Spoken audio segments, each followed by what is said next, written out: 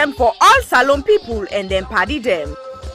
Sarah Jem Media will be bringing you a variety of programs ranging from documentaries to discussions, interviews, news, views, sports, and entertainment.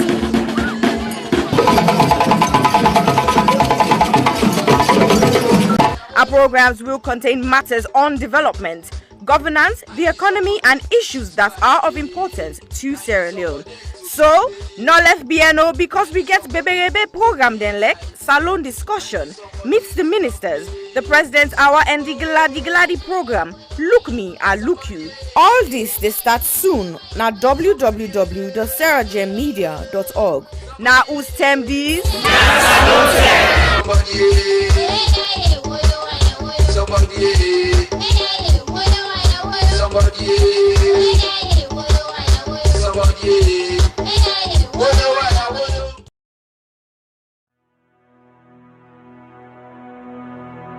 The total population of Sierra Leone in 2019 was stated approximately at 7.8 million.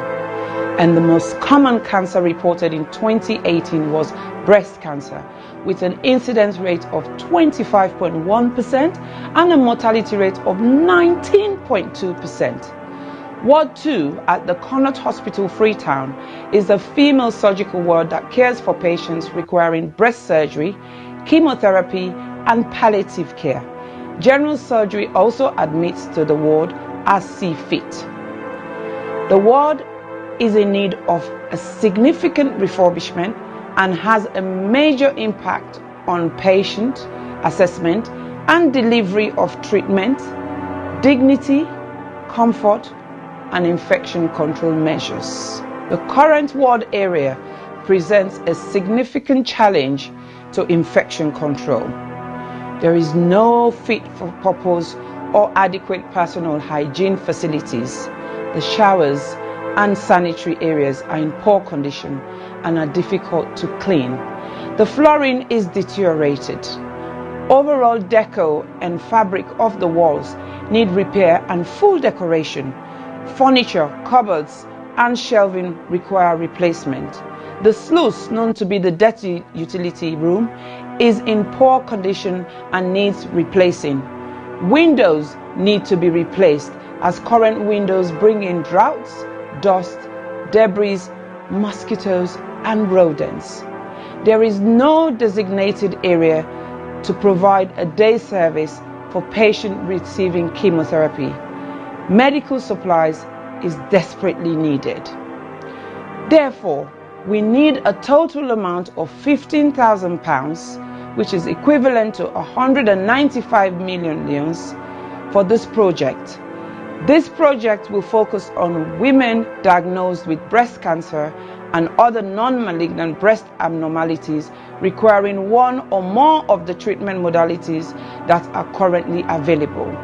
We will also set up a day unit for the administration of chemotherapy and provide training and development to ensure sustainability.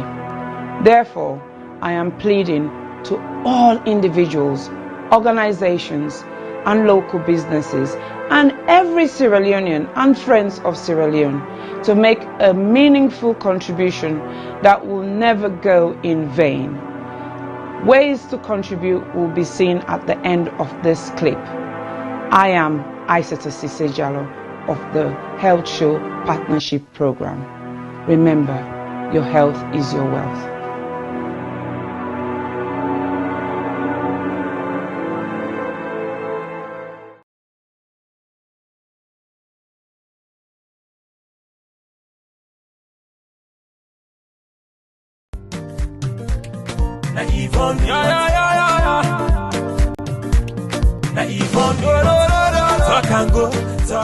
Mina Yvonne Akisoya, and 11th May 2021 make me 3 years where I don't day in office.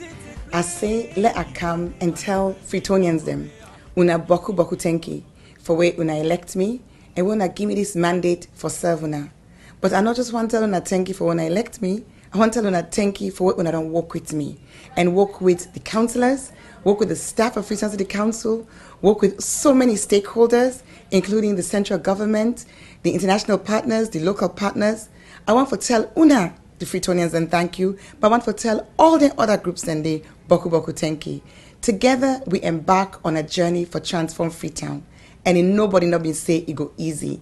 We published the plan in January 2019, and then in January 2020, we published the first year report, and then in January 2021, we don't publish the 2-year report. Inside the reports and day, you go able for read in much more detail, waiting we don't achieve. But family them, as I just share today some of the things that really make me heart gladdy pan this walk here. One thing I'm really gladdy about, now the wastewater treatment plant where we don't build na King Tom. This na the first time ever in the history of Salone for let we get the thing we come on the toilet. Instead of it just gonna grow na King Tom, it actually they go into a plant where they get for separate the solid from the liquid and get for treat them and waiting get for come out can go towards manure. It can now be safely the liquid can now safely be disposed into the waterways. Another practical thing we are so glad for. Now this urban farming project, we bring over 300, in fact we start with 300, now we add another 200 women them. We now at them backyard them and in community level, particularly in the private communities. And you can create this, where you give, the okra they come up, they will plant them. The women they do farming projects where go benefit them picking them, forget more nutritious food, but it go also help them forget small thing at the hand as they sell them in the market. And then that nursery school. Famble then go no say we been not open the one at Congo Water Market for make vulnerable women them and their young picking it under the age of 5 get free quality preschool care. And now we dip and build the second one. We do refurbishment upstairs in the Croton Road Market, and that facility will be open and available to women and men traders inside Croton Road Market. Tricycles. Well, then tricycle and they not only then they help for keep we city clean, they also they create employment. We don't create so far over 1,200 jobs with young people then where they go and collect dirty na the streets. And now we get 90 more where they come on stream. So I'm so happy because it increased the capacity for collect dirty. At the same time, it increased the number of people them, young people that we get work. Let not talk about the transfer station when I did the dirty then they go. So we don't get 4 additional ones, including the one at Lumley, the one at Approved School, the one at Shell, and the one at Allentown. Bele Uman them. Then they all over the community. That journey for going to PCMH, it can challenge Boko of them. So we work for upgrade 5 of we PHUs them for make them be monk, side with side Bele Uman, they able for born. Freetown people them, Boku people that know say dog na challenge na this city. And so we don't start a program for sterilize, vaccinate the dogs them so that we go get control over dogs and we the ambog motaman, but we the ambog themselves. We go make we city healthier and you go reduce the risk for let people then get us sick with and call rabies. I don't share small about wait we don't do and over these 3 years, but I just touch the Tinem Boku. I go say anybody want for no more. Also go now with Facebook page. We get Freetown City Council Facebook page. We also get Yvonne Akisoya, Mayor of Freetown. You go able for follow we. Let we continue for work together with all we stakeholders for let collectively we transform Freetown. Una, thank you and God bless you. Na Yvonne, Na Yvonne, talk and go, talk and come.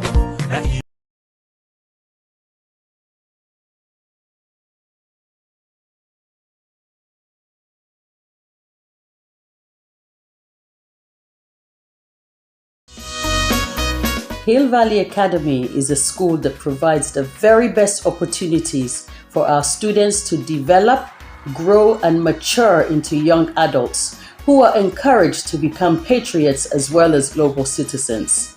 We have high expectations and ambitions for all our students. We provide a caring, supportive, tolerant, and challenging environment in which all individuals can grow and flourish. A graduate of Hill Valley Academy is a well-rounded human being capable of making the most of what life has to offer. We actively encourage academic excellence with a sense of responsibility. We look forward to welcoming you to our school and to meeting you in the not too distant future, because together we achieve the extraordinary.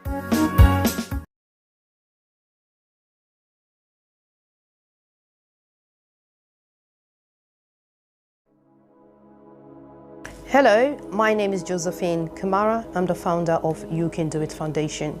You Can Do It Foundation is a charitable organization based in Sierra Leone, West Africa. You Can Do It Foundation has been in existence for the past 2 years. We have been fighting gender-based violence against women and girls within the community.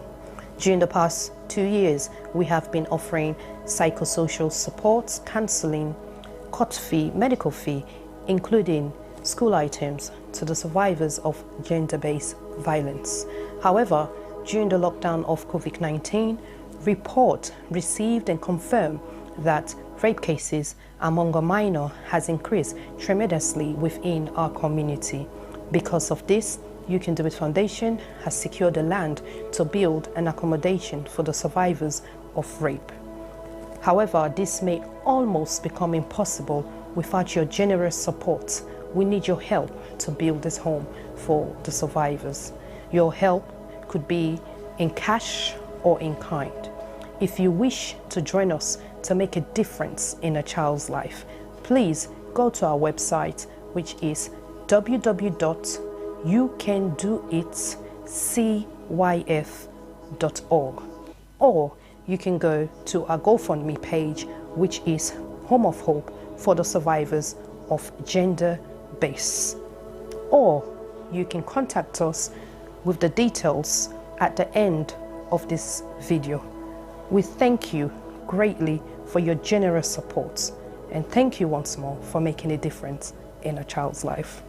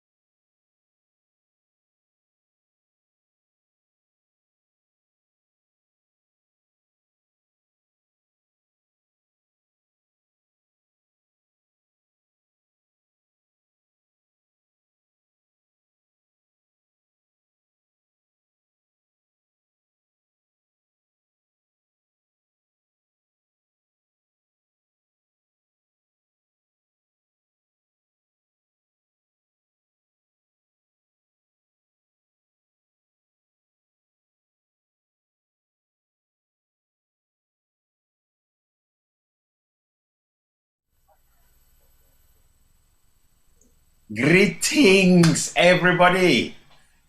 Una kushe, una kabo, una unwali, njara matanala, mande, buwa, bisye, mpiari, seke, bichege.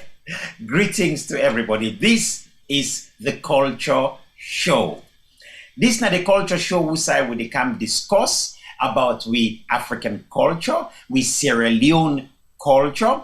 This na the show we say we go inside the, well, all man they can gather inside the abule. We all together inside the abule for discuss things we matter to we about we culture. We all get for look inside the kotoku, open them, inside the chop box, open them and see exactly what in did it about we culture, what we like, what we not like, what we want see, what we not want for see. All this na the show for discuss that. Well, me na Yusuf Fujalo, the cow footprints. But this show also na the show we said and they say Kapu sense, no Kapu word. This na the culture show with Sierra Gem Media. Well, today on topic na African traditional hairstyles. As we all know, black people, African people, we love to take care of our hair. Well, men as well as women, our hair for us is absolutely like the thing. But there's been issues. Some people say, well, you know, we're wearing too much wigs these days. Some people say we've got extensions we're putting on. Some people say, no, let's leave our hair natural. Let's leave the hair natural. Let it grow natural. But you all know that in the Western world, whether America, Europe, wherever, there was a time when to leave your hair just as Afro was almost like taboo, was like not the civilized thing to do, to leave your hair natural.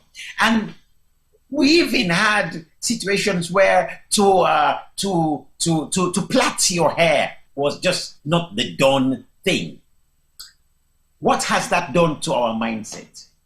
Should we go back to keeping our natural hair? How does keeping our natural hair affect our minds for that matter? What role does our hair play in the decolonizing process of our minds as African people? Well, today we want to discuss these and many other questions in relation to traditional African hairstyles. Do you know some names of African hairstyles that maybe I've forgotten or maybe many of our guests here may not know? Well, to discuss all of these, we have first of all, you all as our listeners, all of you who are watching us right now, we have you, but not only that, we have some other special guests. But before we get to my special guest, let me introduce you all the way I know very well. Let me introduce to you my brand new, all right?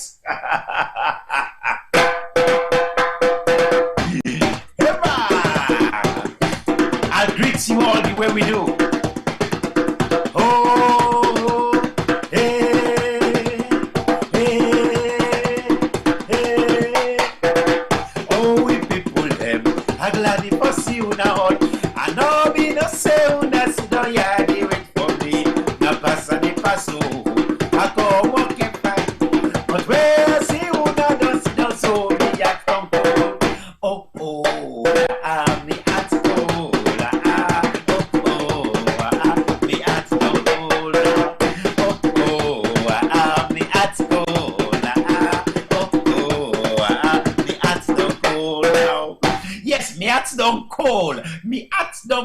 But first, let me check who is in the abule with us. Let me check who is in the abule with us. Let me see. Who have we got?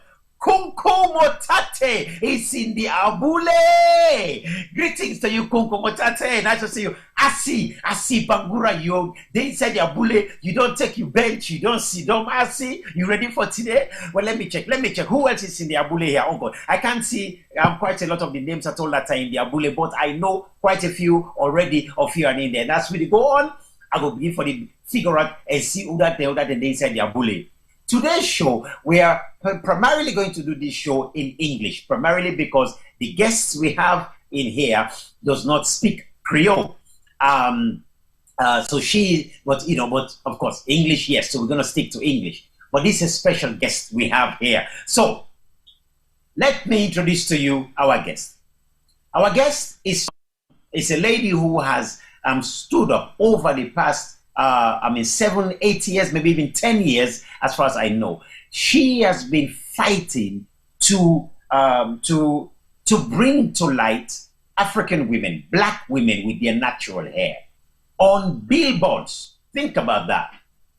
Her stance was that to make sure that every billboard that shows a black woman, we must get that black woman to feel the freedom to show her own natural hair as opposed to straightened hair.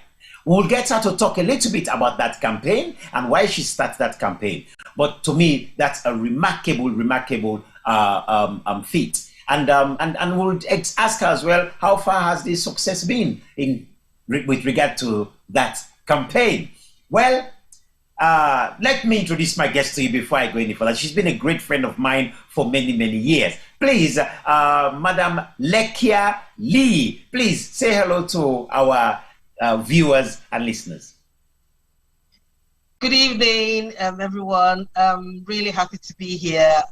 First of all, we've been friends for like nearly 16 years and you still cannot pronounce my surname. So you have a fine to pay. It's Lay. As I said before, I've told you before, that's my surname. It actually means something in my language. It means good or fine.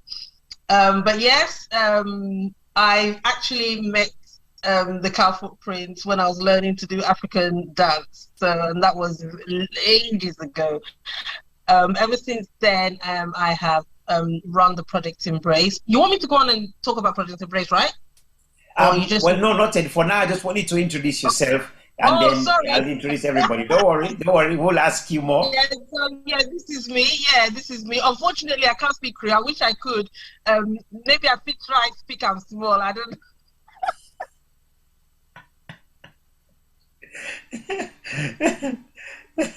No problem. Well, what we'll do, I mean, if you can go into Pidgin, if you want to speak a bit of Pidgin, then go into the Pidgin. That is still fine. And I apologize for calling you Lee. It said it is Lay. Yes. Lay. Yeah. All right. I'll remember that one. I will not forget that at all. All right. Now, but also joining us tonight as a guest. Okay, as a guest today is our very own King Mufasa. Now, you all, if you know who King Mufasa is, many of you know him as T-Boy.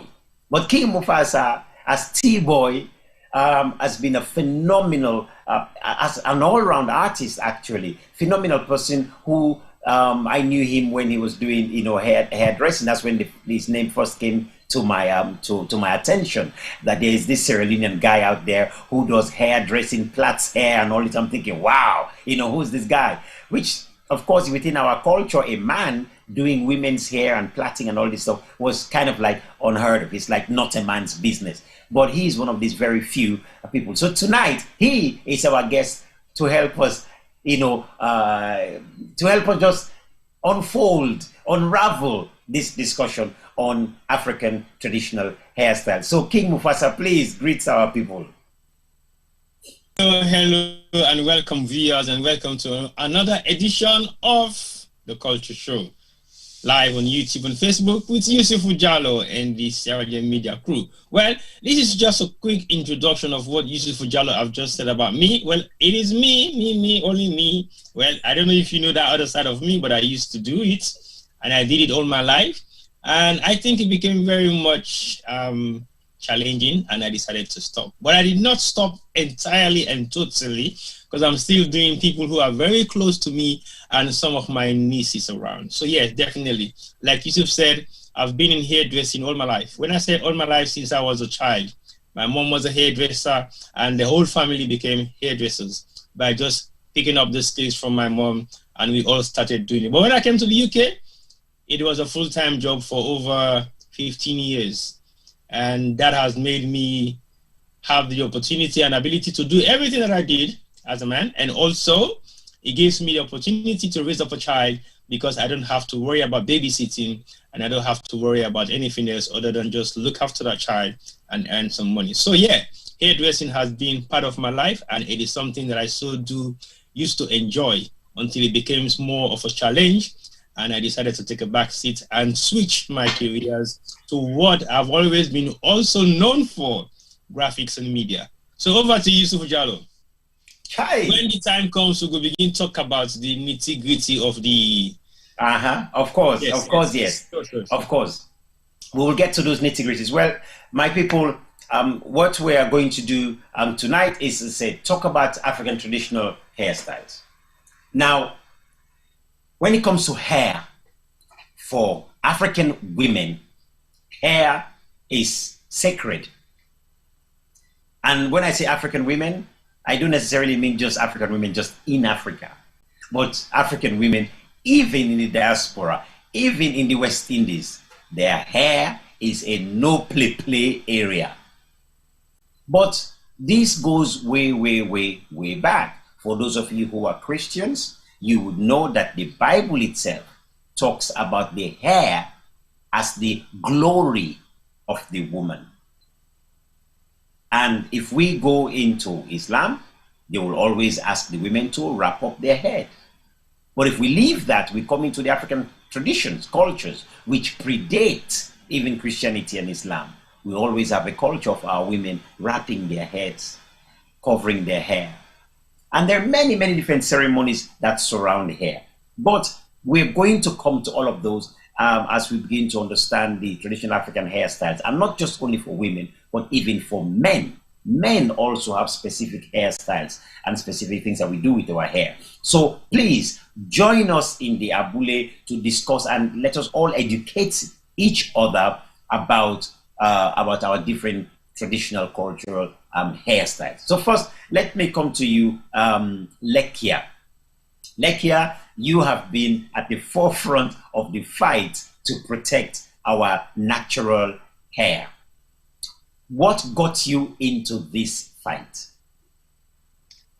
So basically, I worked as a broadcast journalist in Nigeria, and I decided to come to the UK because I felt well as a British citizen. So I was gonna come, and actually I came here to further my studies because I was studying chemistry in Nigeria, but also working in radio and TV. So I thought, I wanted to get a degree in media. So let me come and do it here in the UK.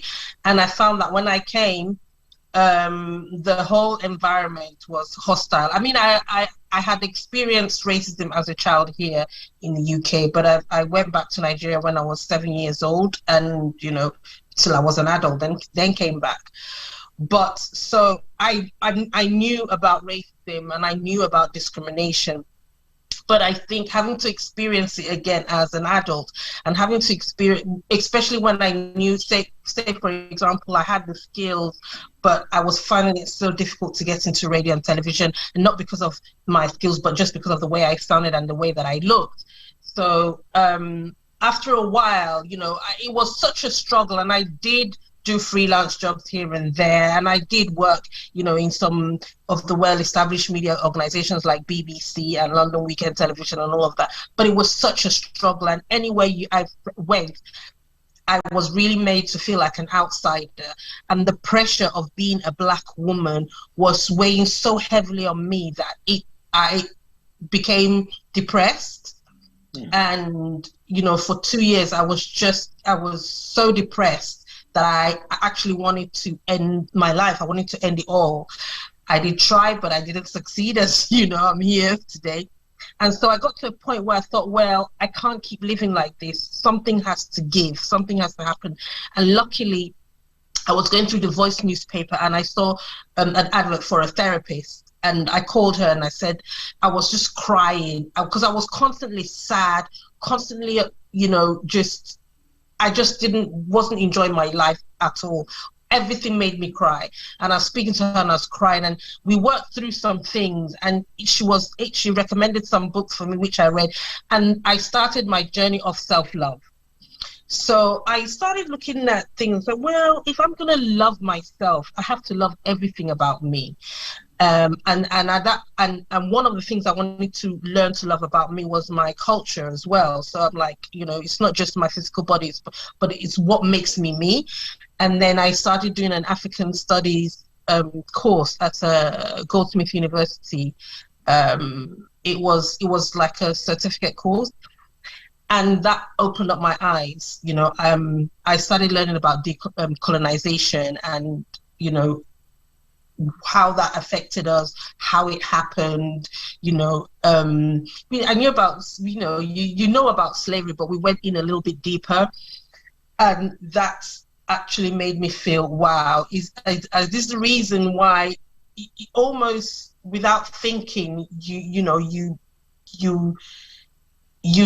say, for example, my hair, you look at it and think, oh, it's a problem. I say, this is the reason why I'm using what I used to relaxer, but I used to call it liquid fire because it hurts like mad. This is why I'm using relax on my hair. Why am I changing my hair? I stay questioning. If I'm going to learn to love my nose and my lips and my skin color, all the things that people teased me about on my eye, why wouldn't I get to love my hair? And so I started that journey of self-love, and it included embracing my hair, which was one of the things that, it seemed normal for us not to embrace our hair. And so when I had my daughter, I didn't want her to go through that, because by age 3, she had already started manifesting, saying some things that was indicating that she was going to start questioning her hair. Anytime she sees long straight hair, she's like, oh, beautiful hair. She would, when we go out, she would compliment women, and she would say, hello, I love your hair. And the only people she said that to were black women that had weaves or wigs, straight hair. She never said it to anybody with hair like mine or hers. And that's when I thought to myself, oh no, I don't want her to go down that road. Everything about her is good and enough. And that's what I wanted her to feel, like she's enough. So I bought her books. I was always very careful about the kind of books that she read, but still that idea was still there. So I thought I needed to do something big, something that will make a big statement, something that would get people noticed, something that would challenge this, what has been normalized, as in, in the idea of femininity, the idea of beauty comes as a white woman, and it's just so normal. And that's why we always try to change ourselves along those lines. So I wanted to challenge that. That's when I came up with the idea that, okay, we're going to have big posters on billboards with black women with their natural hair, so that everybody can see it, because I believe that we can't be what we cannot see. So the more we start seeing natural hair, the more it will be normal to see black women with their natural hair as beautiful, not as poor or thick, or that sort of, because anytime we want to portray ugliness, we put women with natural hair. But when we want to portray beauty, then their hair changes to more European. And it's just down to colonial influences. It's down to that, because we were never like that before, and nobody's born thinking that anything is wrong with their hair, anybody at all. So why is it then happening to us? So yeah, that's sorry, I was a bit long-winded, but yeah, that's how it all started. And I just felt, it's something that needed to be done. But thinking it is one thing, actually implementing it and doing it is another thing. I found that it wasn't as easy. In your mind, things are easy. You're like, oh yeah, I'll do that. Da, da, da, da. I had the idea in 2011, but I wasn't able to get the first billboard until 2017. But thankfully, after 2017, we've done it every year, apart from 2020 because of what. Yeah, because of I know. Yeah. Well, I mean, that's you've raised quite a very important point there, which I guess we'll probably explore as we go ahead, as we begin to look at traditional African hairstyles. But I want to come to you, King Mufasa. I don't know which you prefer for me to call you on this show today, T-Boy or King Mufasa? T-Boy. Today's T-Boy. Okay, today's T-Boy. All right. Oh, I like King Mufasa though. Okay. King Mufasa is on a different level.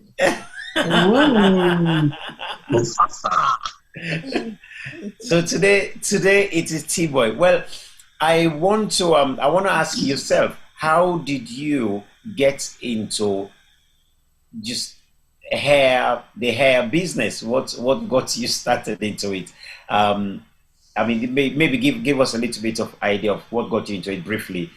before I wanted to get into the wanting to look at different hairstyles that may be and so on. Yeah.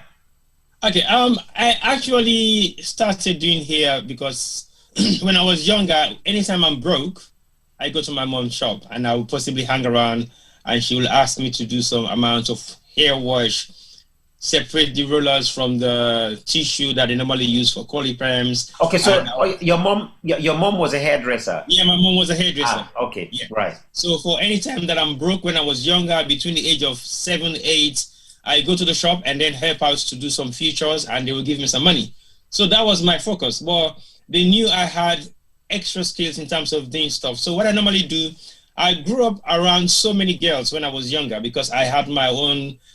My cousins, most of them were women, and we all grew up together whilst we were young. And I always play the game we used to call Mama and Papa when we were younger, and I would be like the dad braiding the hairs of all the girls. So I'm quite used to that. So when I was young. So basically when I grew up to become an adult, and I was still in Sierra Leone by then, and still the same process. When I'm broke, I come to my mom's shop and help out to do some work.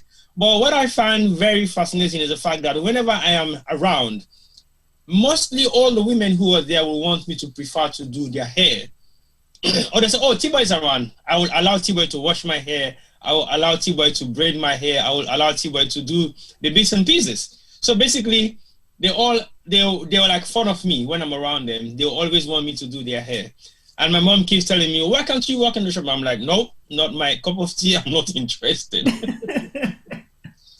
So it becomes something of a fun to me. When I'm broke, I make some money. But when I came to the UK, there was a lot of struggle to find jobs. And I realized when we were here those years, it wasn't as easy to get some amount of even minimal jobs like cleaning and all that stuff. And my intention was to come and study graphics because that was my other intention, and that was my other career path that I had when I was younger.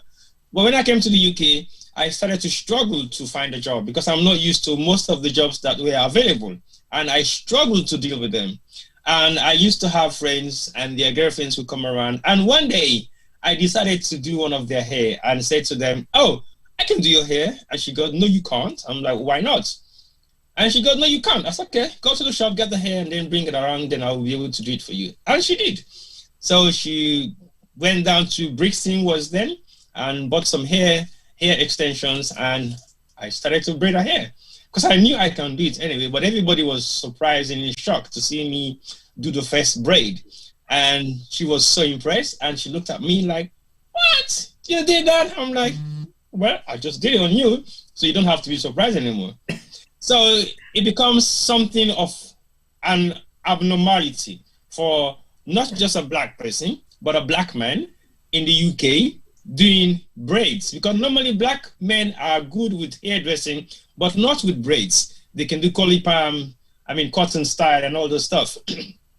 And when I started doing braiding, people were looking at me like, nah, that can't be you.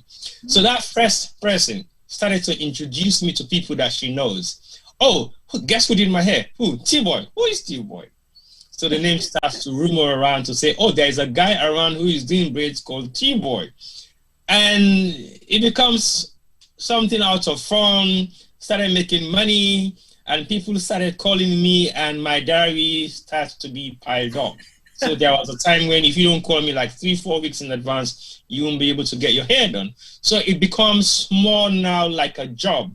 And I realized, okay, I think if I focus on finding money, I will not gain the education that I want. And all of a sudden, a child came along, and that actually stopped me back from going to school. And I decided to go back into hairdressing whilst I'm hoping to be looking after my child. So it didn't work out well at some point. T-Boy, too many women coming to plait their hair. I know. All of a sudden, a child not came their, like, yes. No, it's got nothing to do with that. But anyway, to cut a long story short, I actually came into it. I don't know what hair you were plaiting, but anyway, carry on.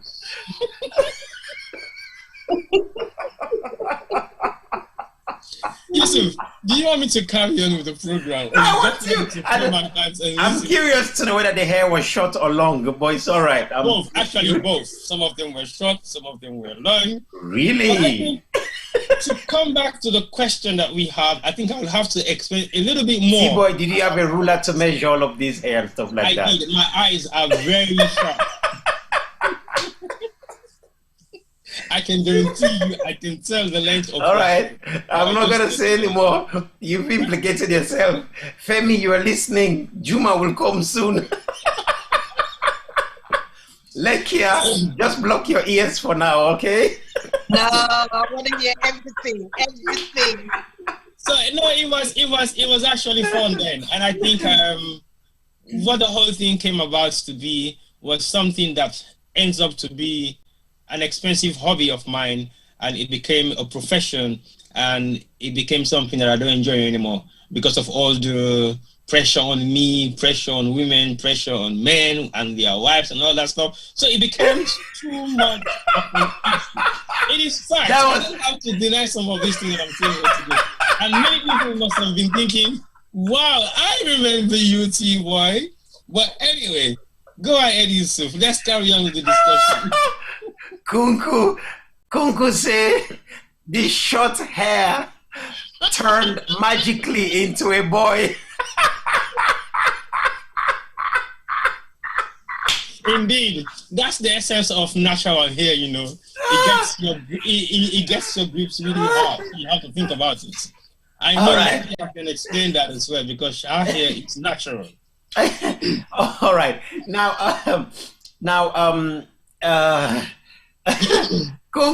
Kunku, you are look, Kunku. Now in this abule, magic happens. So that is one of the magics of this story. Okay, hair turning into a boy. I'm going to think of a story around that one. Hair turning into a boy. Now, let me move this whole thing on. I want to begin to talk about the traditional hairstyles, and then we'll hopefully move on to how today, how we look at hairstyles, the reactions people have got. Now, we all know when we come to looking at hairstyles within Africa, one of the first things, the first introduction to hairstyles in Africa is on a ritual basis from when you are born. I want us to look at that area first of all. When a child is born, the ritual starts there, don't they? Lekki, I'm not quite sure what you, within your own culture in Nigeria, whether that is part of your culture. When a child is born, do they do anything to the hair of the child at all? Firstly, you know that Nigeria is made up of so many different ethnic groups, and they all have their different ways of doing things, even though there's some similarities as well. So it's a bit tricky to say, oh, this is what we do in Nigeria, this is what we do. You know, it's probably easier to say, oh, this is what Igbo people do, this is what Yoruba, the ethnic people, Ogoni people, my people, and this sort of thing. Those generally in the South. But from what I know, again, the thing is, a lot of the traditions that we do, a lot of it, because it's not passed down, with the advent of Christianity, we abandoned a lot of the ritualistic things that we did, whether it was for spiritual or even just physically good for us. So there's a lot of disconnect that has happened. So, I don't really know that much. It's just something I really want to go into and study, and maybe, do anthropology of African hair or something. I think it would be really interesting. But from the little that I know, when a baby is born, there's nothing really much, apart from, the general washing and cleaning with palm kernel oil or coconut oil. But when the child reaches 1, it's kind of traditional that you have to shave the baby's hair, and so that, the mature hair grows, and the baby hair, you get rid of the baby hair. These days, people don't want to get rid of the baby hair because the baby's hair has looser curls, But yeah, that's what they did.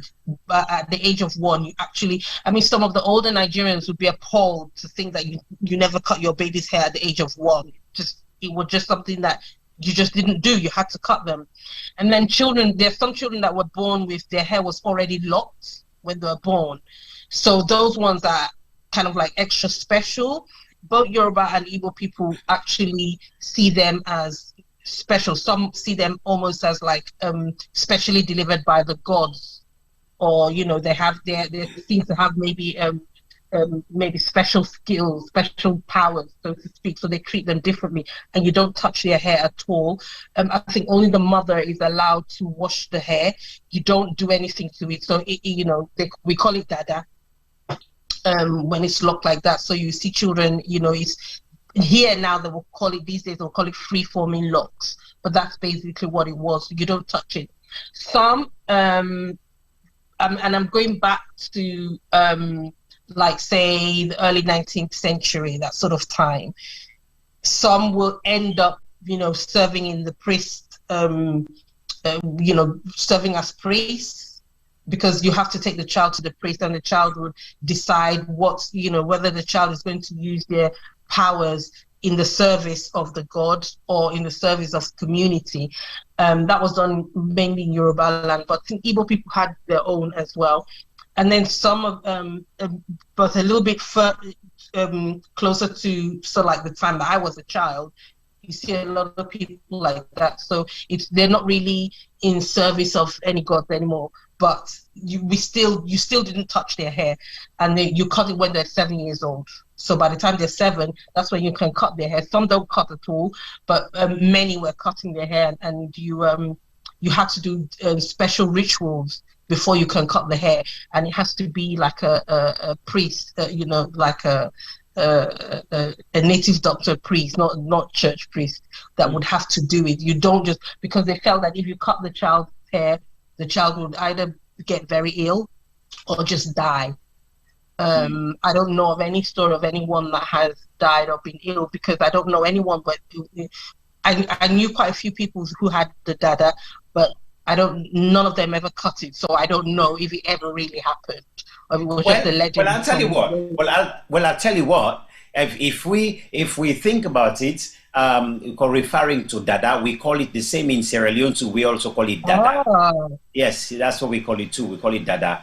Now, but with that dada, let us go back in ancient times. There was a child born with hair like that, that was locked. And his name was Samson.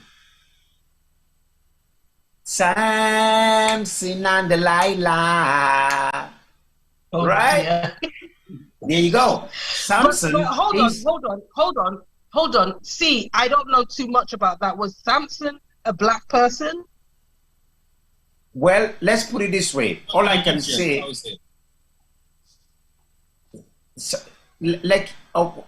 Sorry, I didn't get what T-Boy said. Yeah, I said Samson was an Egyptian, if I can say so, or somebody from the Israelites, yes, Israelites or so. Okay, then if we're gonna go back there, he would inevitably be black, of a black person, inevitably, right? He's definitely not European, that's for sure. Yes, okay, for sure, yeah. Right. So if he's not European, then what else? What else he is? So when we think of Samson's story, he grew up with locks, and that locks should not be cut. And if it is cut, what do they say? His strength goes, and eventually he died because his hair was cut. He got.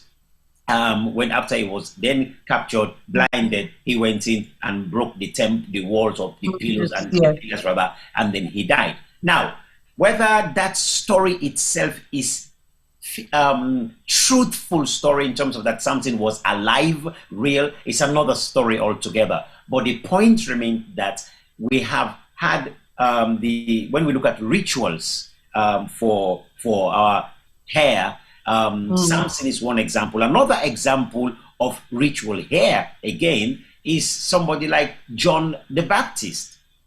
John, or Johann the Baptist, or what the Islam people call Yahya, he was also another person with locks.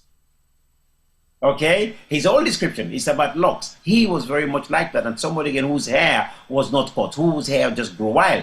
What else you can think about it? It's lock.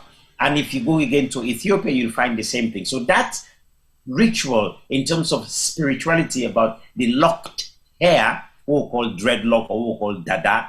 That hair, that's the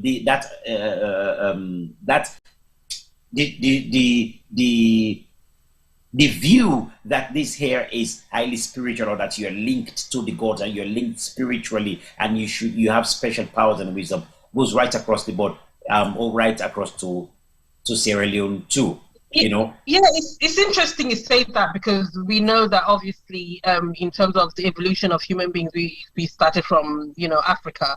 So it's interesting, because if you look at it that way, it seems that story was carried all the way through, because 2,000 years, you know, where, you know, at the advent of Christianity, 2000, it's recent when you talk about human history, and, you know, so it's interesting that I've never really thought about it that way, linked it that way, but now that you're saying it, yes, you know, there was so much importance, you know, attached to Samson's hair. Obviously, when he cut it, that's, you know, he was deceived by a woman who cut his hair, and, you know, he lost his strength, his strength, and died. But you see that there's this.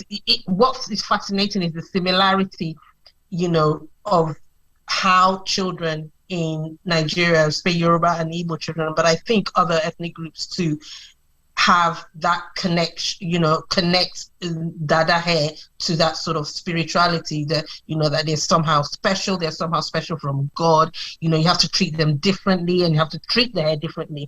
I mean, generally, Nigerians especially, they don't mess with hair. So say, for example, I remember, you know, being young, having your hair down. When your hair is combed, my aunties would say, don't throw your hair in the bin. Don't throw your hair. You have to take it and you burn it, or you bury. You don't throw, because your hair can be used. People can use your hair to do, you know, to do juju, so to speak, or to, you know, connect it to you. And it's interesting that now in forensics, now you can use hair to identify somebody. So now that is, you see, now just I just want to take that point as well. You've raised a very important point there, in that our people in the past have always said, don't just throw your hair like that. Not just the way you hear. I mean, now, like here, sometimes I'll burst into Creole, okay? Just I hope you can. I can understand, you know, I can understand. Oh, good. Very good. I'm clever like that. Yeah, but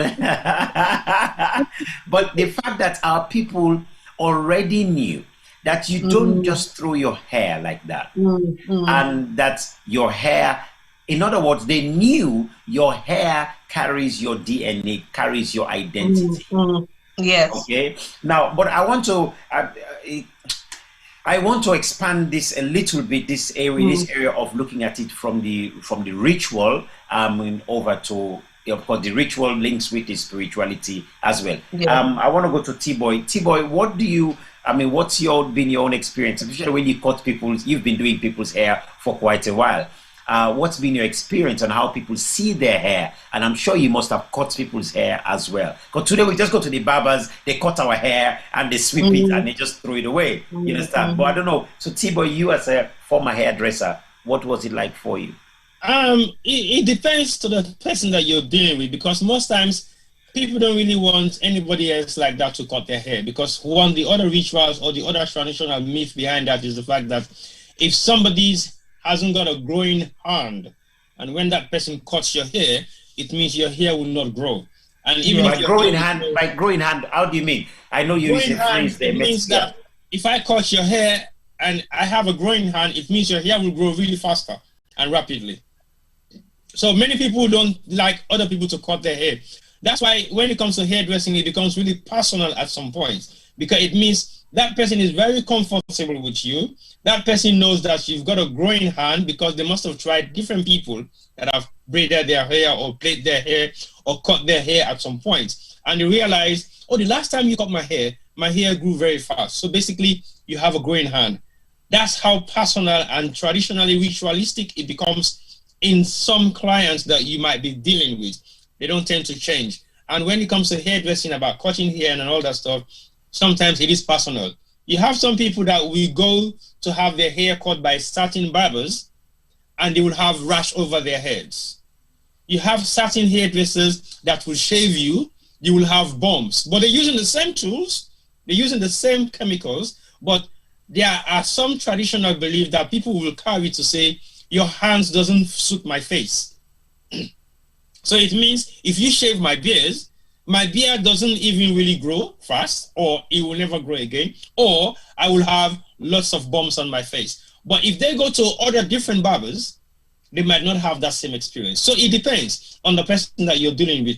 But mostly, people who normally cut hair, apart from barbers, they have specific people who cut their hair and they will not change it. If they go to any hairdressers and their regular hairdresser is not around, they hardly accept somebody else. So it is not just about ritualistic beliefs, but it's also about gaining confidence with sort of hairdressers or people that play with your head, that they always like to focus on.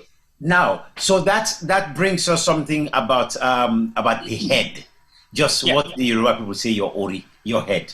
Yeah. You know, I think within the African culture overall, we have a whole thing about the head and what the head represents, what it means. So I think, you know, touching somebody's head, like twins, when you have twins, you know, you don't just go touch their heads like that. You don't even, you know, allow to hit their heads when you have twins.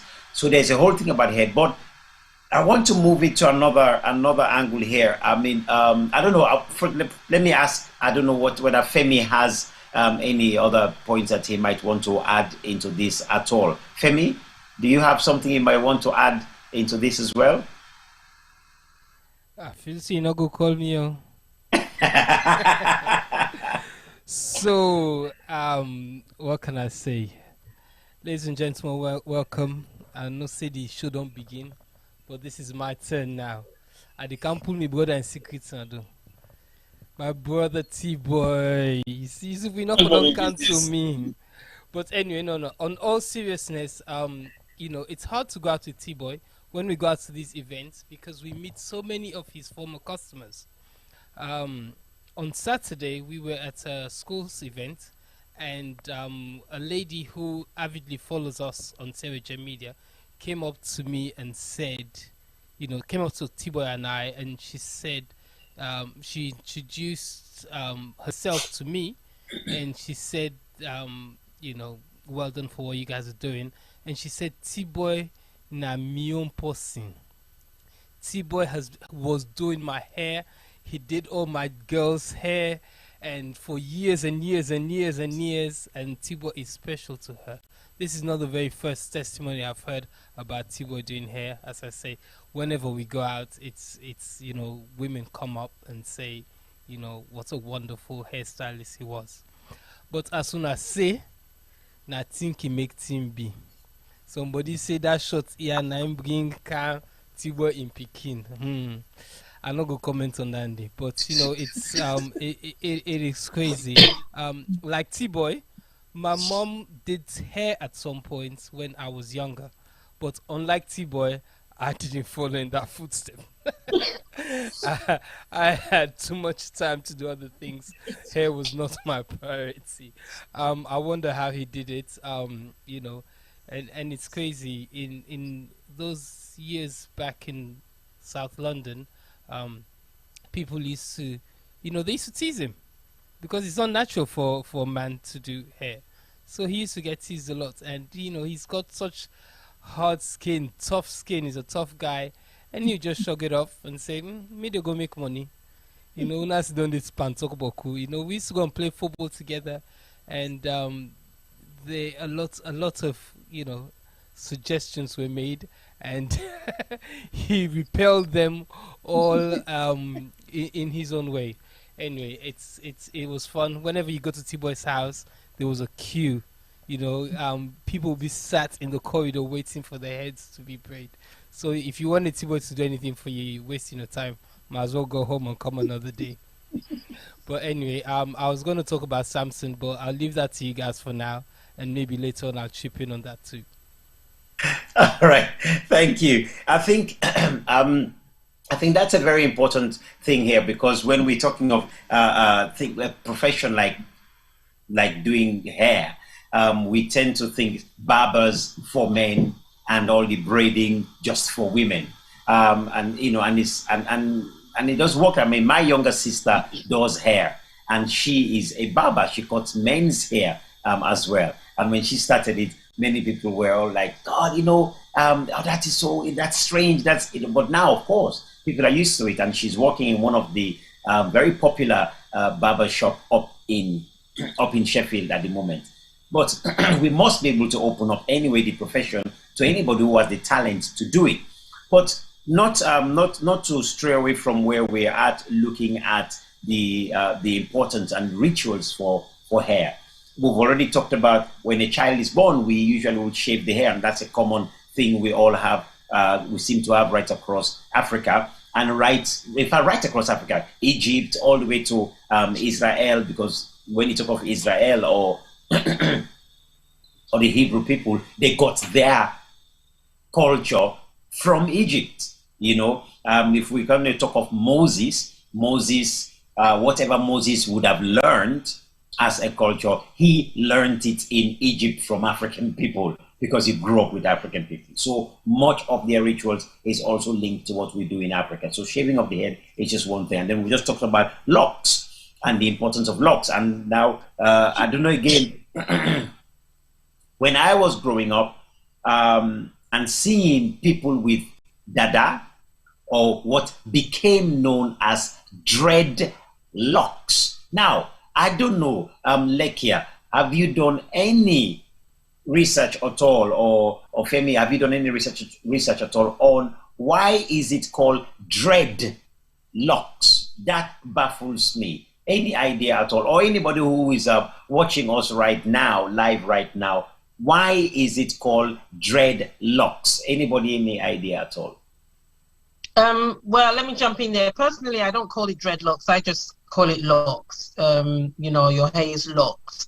And that was because, back in the day, the word dreadlocks actually came from white colonizers. So, they saw our hair and, felt that, it was dreadful hair, dreadful locks, because, hair generally is called locks, your lock of hair or something. So, we know that because of, the anti-blackness sentiment, our hair was seen as dreadful, and then they just called it, so it was dreadful locks. And that's how the word dreadlocks came. But we just kind of took the name on and just started calling it dreadlocks. But there are quite a few people that don't use the term dread anymore to describe their hair, because it's not dreadful. It's not something that you should be dreading. So that's what I know about how the term dreadlocks came about. I wonder then, Lekia, you and just how much this area, I don't want to dwell on this so much, but I think it's important to bring up when we're talking of traditional African hairstyles. I've been looking at a picture. I have a book here, which I just want to show people a little bit, just to share a little bit. Now, when we look at this book and we look at this, the hair, these are very old, many old pictures and of African ways of looking at hairstyle and dressing up ourselves. Now, when we look at this today, we might think, it's backward. But many of us, when we go to the carnivals, right? Notting Hill Carnival or any carnival in the Caribbean, isn't this exactly how that has been, if you like, glamorified right now? Okay, so for it to be glamorified, I want to open a couple of other pages just to show people here before I make my point here. Yeah. So please forgive me, book. This is a fantastic book which I bought. I want to show you this other hairstyle as well. Now, if you all can see this hairstyle, all right. Now, so that's an African person, an African man there with this hairstyle. Now, I'll move on a little bit again and show you guys another one. Let me just show you more. Okay, I want to show you, these are the Himba people, right? Now, forgive me, but look at this hairstyle. Yes, these are Himba people that are in Namibia. Now, generally speaking, we are a people that had so much pride in our culture in those days. But for some reason, somehow, we now would look at this, many of us, and would think how horrendous. And I want us to explore that, just that a little bit with you, Lekia, because like you said, that triggered you somehow to start the whole idea of saying we've got to do our own African hair, our own African hairstyle. I mean, forget about the hairstyle, just presenting our own hair on its own. Lekia, would you address that for us a little bit, looking at what I've just shown to you here versus, you know, the attitude many of us may have today just about our own natural hair? Well, even though a lot of us don't like to accept it, because I think it raises, you know, this kind of, you know, so like, what's the word now? Oh God, I can't remember the term, when you're thinking a certain way but you're doing something differently. Cognitive dissonance, that's it. And it's really uncomfortable. You know, it's like someone who says, oh, I'm healthy and I like to do healthy things, but they smoke, you know, and they start making excuses as to why they smoke. So we like to say, oh, we're proud of ourselves and who we are, but yet we keep changing our hair, you know, to look more European. And the reason why is because of our history, what's happened. We were people that are very proud of our hair. Now, don't get wrong, every era in every nation felt hair was important. You go to any tribe in any part of the world, whether it's in Asia, whether it's in the Americas, even Europe, there was always some sort of importance attached to hair. And that's why, because you mentioned it earlier, why that's why even in religion or in society generally, hair is one of the easiest ways in which you can control people, or you can either oppress them or just control them or empower them. And so that's why, because in terms of religion, women were the ones that had the burden of carrying the modesty. So, you know, so a woman to be modest in some sects of Christianity, you had to cover your hair. In some Muslim people, you have to cover your hair. Catholic nuns, they covered their hair. Jewish women, they would cover their hair, but with wigs, you know, Orthodox Jewish women. So there's always been something about hair. There was a time when you go to prison, your hair was shaved. You know, here in Europe, they have to shave your hair. That was a way to show you who is boss, to control you and to intimidate you. So hair is so important. So when they started the trade in human beings and trafficking Africans to other parts of the world, you cannot traffic, you cannot have a successful trade in human beings if you don't subjugate them, if you don't, you know, put them down. So one of the ways they did it was through the hair. There's so many other ways as well. So, you know, changing our names and all of that. But another way was the hair. So, you know, they will shave your hair because obviously, you know, they will come and they will meet people with elaborate hairstyles. And as I think most people would know by now, that when we did hairstyles that spoke, you know, so if you're married, you do a certain kind of hairstyle. I mean, that's changed now. If you're single, you had a kind of hairstyle. If you're a certain age group, you have kind of hairstyle. It's still kind of like, you know, it's still the same because teenagers, you know, do their hair different than maybe their mothers, for example. So, you know, you see a teen and you know, okay, yeah, that must be a teenager because of their hairstyle that they do, you know. So you can imagine, you know, a woman who probably, let's just say, for example, for argument's sake, she's just done her hair with maybe her sister-in-law or her sister, her mom has just done her hair really nice 2 days, you know, and then 2 days later she's captured and she's made, she can't do anything with the hair because we know how they were transported, and then when they get to the other side of the world, they shave it. Can you imagine how it would make her feel? Our men too did all sorts of elaborate styles with their hair, you know, but when they got to the other side of the world, they shaved it. Can you imagine how it makes you feel? Just think now, because now I'm sure T-Boy can testify. If you want to cut a woman's hair, you have to be very careful because there's so much emotion attached to it. I remember when, because I used to like having my hair, kind of short. And anytime I go to the barber to cut it, are you sure you want to cut it? Are you sure? Because there was one, he told me, they said, every time a woman comes in, say, yeah, cut it. And then they cut it, they're crying. They're looking at their hair because there's so much emotion and attachment to hair, especially as a woman. So you can imagine how they felt. But that was used to intimidate us and to oppress.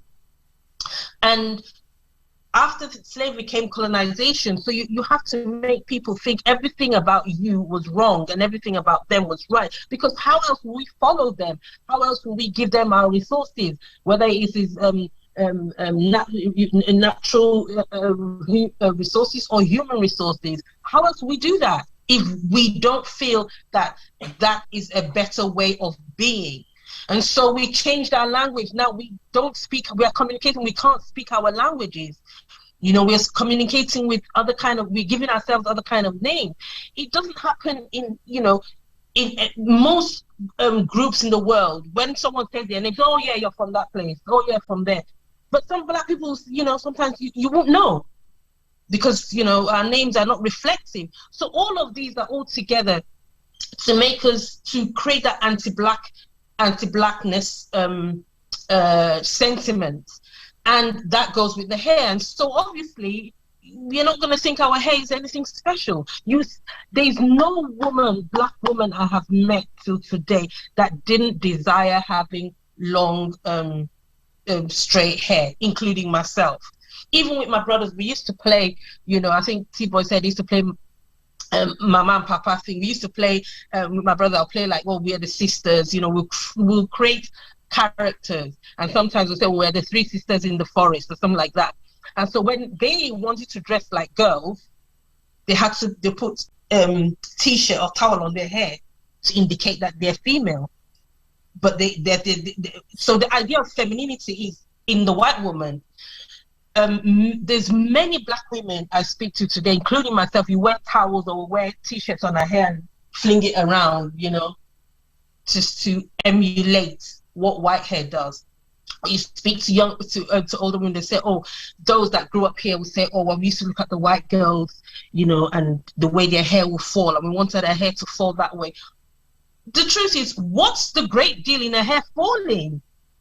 There's nothing there, because when it falls in your face, you have to take it out again. And you see, white people always every minute taking their hair away from their face. But yet you have hair that doesn't go on your face. And then you want to change it to hair that goes on your face, then you take it off. But you see, the thing is, it's so deep. It's gone, the normalization of desiring Eurocentric hair has gone, or Eurocentric beauty, because it's not just hair, it's even a nose. For example, if you see a Black person with a more European shaped nose, it's like, look at their nose, it's like Oyibo, in Nigeria, like Oyibo, nose like Oyibo, And then I used to get teased a lot because my nose is flat and broad, It's the same thing even with our body shape, until a white woman starts prancing around with, I don't know if I can say here, with, rounded backside, and then we're like, we have it, But then again, we are having to see the beauty of it through the white gaze, and so this has gone on for so long that it's just normalized. It's like you come of age, 16, I have to straighten my hair because that's how a beautiful woman is supposed to look. So that's how it all, it all started from the slavery and colonization, and having to create that anti-Blackness. I mean, they've written, they recorded it in the Encyclopedia you know what I mean? Encyclopedia Britannia. Yeah, Encyclopedia Britannia. That African people don't have hair. What they have is wool. So we don't have hair like humans. We have it's recorded there. Obviously, they're changing that now. And all this pseudoscience that say because that created a hierarchy, and so the white race is up there and the Black race is down there. There were scientists that were propagating these things and saying because Black people's head is shaped differently, so therefore they're inferior. So it just goes without saying our hair too became inferior. Wow. So it's I mean, the hair, my God, it's how the hair then becomes a whole political tool, a tool for oppression, and yes, a tool as well to show that you are better or you are superior to another race or another person, for that matter. I mean, T-Boy, do you remember when our parents were growing up, and I don't know about you, but I know my dad and few other people in Sierra Leone, like if you had it in Nigeria, they would pat the hair on the side. Yes, my dad did that. I have a picture of him with his hair parted, and it was a bit raised on one side. Yes. Right, and they'll pat it. I mean, and it was like, because it's like the thing to try to imitate the European. That was before Jerry curls. I think that particular hairstyle was mimicked by this South African guy that was killed. What is his name again? He's not I think it's Patrice Lumumba. Lumumba, yes, in Congo then, in Congo. Basically, so basically when he was becoming too popular within the Pan-Africanist system, I think many black people tried to replicate themselves to look like Patrice Lumumba. And that was his traditional trademark hairstyle, with a hip and a part in the middle here. There's another big chunk here, and the afro comes up. So there was a time in Africa when black people start to copy or try to be proud to be black, in terms of men growing their hairstyles to look like they are purely Africans. So I hear what Lekia was saying, totally true. But again, when you look at the reason why some black women want to maybe keep their hair long or do extension, again, it's about self-confidence. That's one, and also self-esteem. Because when you look at some African women, they might be thinking their hairline has gone, and they don't feel very comfortable to maintain their hairline. So what they do extension weave that will cover their hairline. And go on. Sorry, I just wanted to jump in there, but before the hairline gets lost, the reason why black women wear weaves, yes, they could wear it now because their hair is gone, but they were wearing it before the hair was gone. It's the practices, the things that we do to our hair that makes the hairline go. And 90% of black women don't, wear the weave, even though when you tell them that's what breaks the hairline. So it breaks the hairline, and then now you're locked into a cycle where now you can't do without it because you don't have the hair anymore. Sorry, I had to. That's very interesting.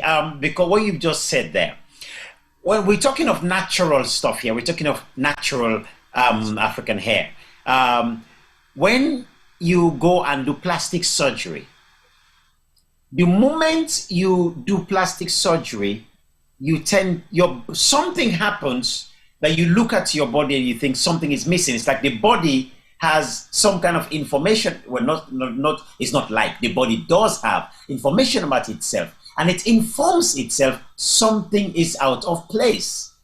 And what you do is you have to go back and say, I need to correct this other bit. Well, no, if they change this other bit, and then what you know is you're wrapped up in this cycle. And now, with the hair kind of thing, I remember when our mothers used to wear the wig, the big afro. I mean, to have the afro, they wear those big wigs, all right?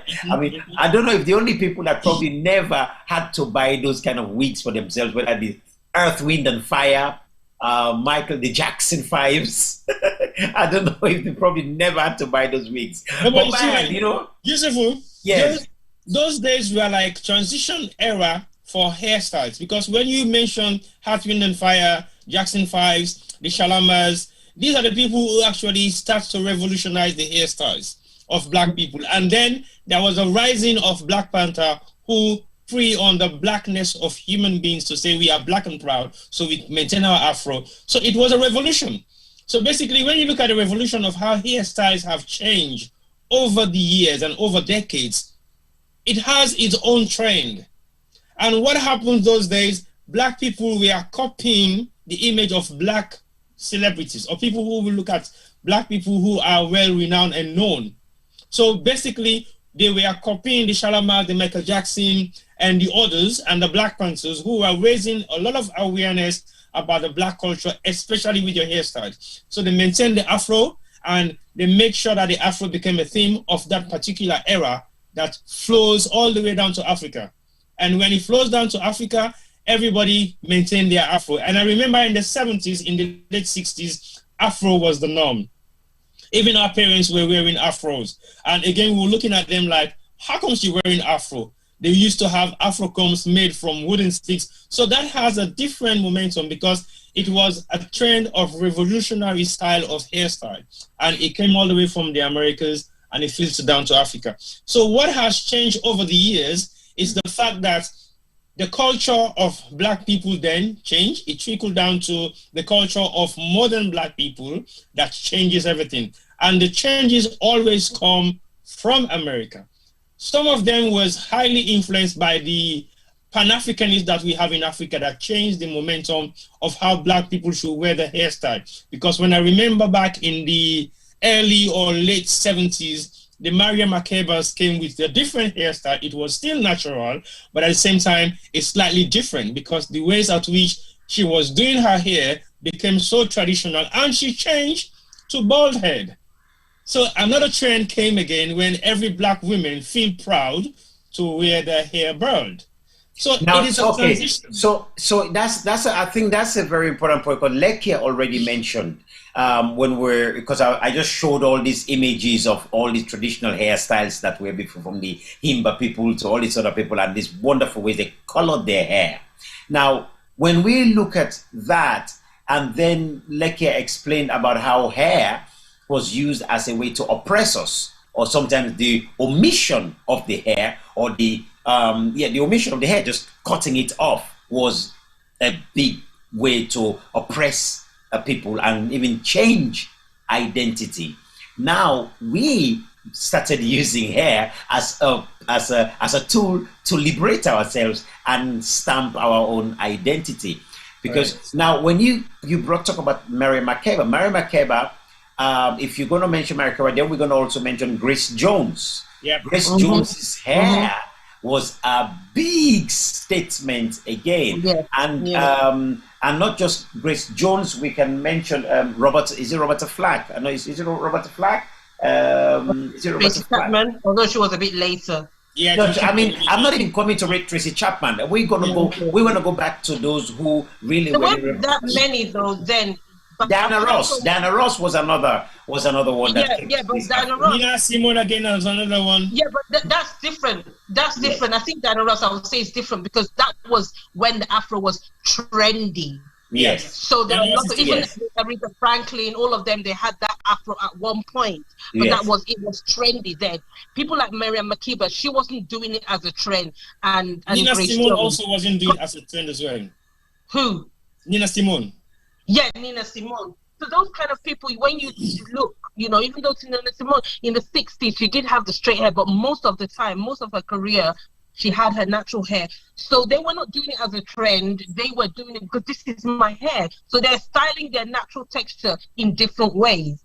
But people like, all the others, Afro was trendy at the point. The Jackson 5, they had their Afro, the Harlem Globetrotters, all of those kind of people. They had the Afro, but it was a trend that fizzled out. And what we're trying to say now, even with the natural hair movement now that started, say, like in the 2010s, that sort of from 2010 onward, sort of around then, we're trying to say it's not a trend. We're not doing it like how we did it then. Because, yes, at the time of the Black Panther, they're like, you know what?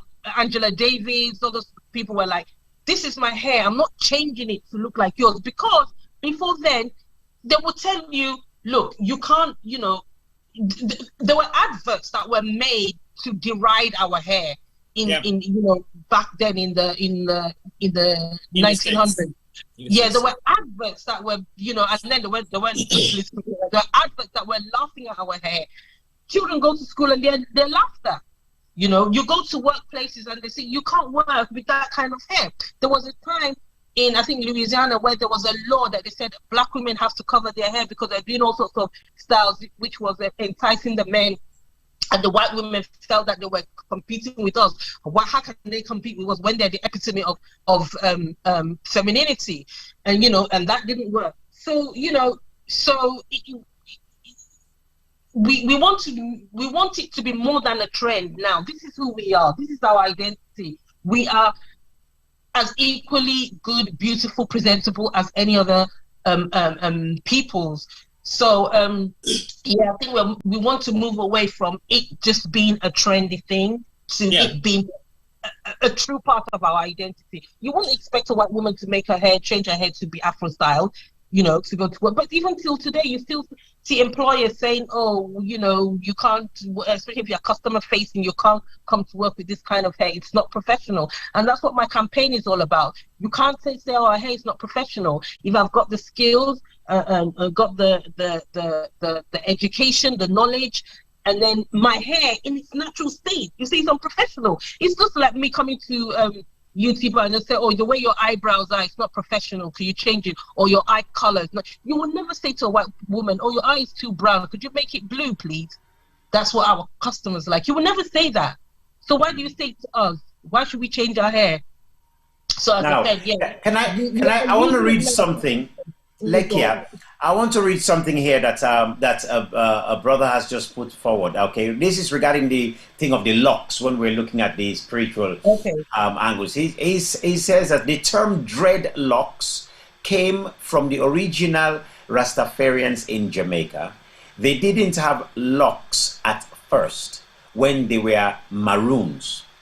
Then, after being inspired by the words of Marcus Garvey, they looked to Ethiopia for inspiration and guidance. In doing so, they learned about Ethiopian culture and saw pictures of Ethiopian warriors whose hair was in this style and found there was a quality of dreadness in their appearance and expression, and took this style into the newly born culture of Rastafari, and the term dreadlocks was born.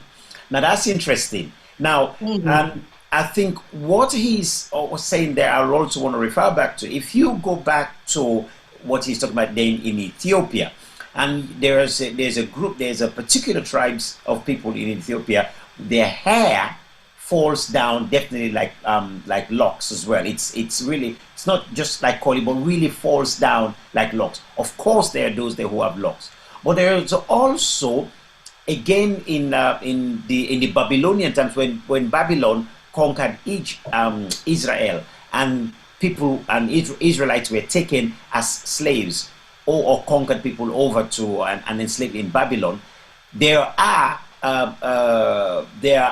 carvings, if I may use carvings, or I don't know how they call them, tablets of people who were shown with locks, with locked hair and being taken away, captured and being taken away. So this idea of drawing it from there. So he's talking about the locks being used as a tool to scare an enemy, if you like, or to make people look be afraid of them. So that's an interesting way of. Well, what I understand from the Ethiopians, it was part of their religion not to cut their hair. Right. And when you don't cut, if you leave Afro textured hair to grow like that, it will mat. Especially when you wash it and leave it, it will mat. But so part of their, because I think they don't shave their beards as well, and part that was. I don't have the story. I've read about it, but I can't remember exactly. I think there were a group of people that were. They were trying to make a point, for their emperor or something like that. They were fighting for him or something. Anyway, yes, and then the Rastafarians, they got their inspiration from them, and so they don't cut their hair. But I don't know if they were using it to scare anybody. I feel that the people the Rastafarians are not trying to be afraid to scare anyone. They're just a group of people. They had these beliefs and these customs and this thing they did. The the slave masters and the white people, they were the ones afraid of them. You know, they because they lived, you know, on mountains and away from, you know, should I say, you know, from the rest of, like, well, they originated from Jamaica, the rest of Jamaica, they went under the rule of the white people. And so they were afraid of them because they were their own people, you know, they survived on the land, they didn't depend on them.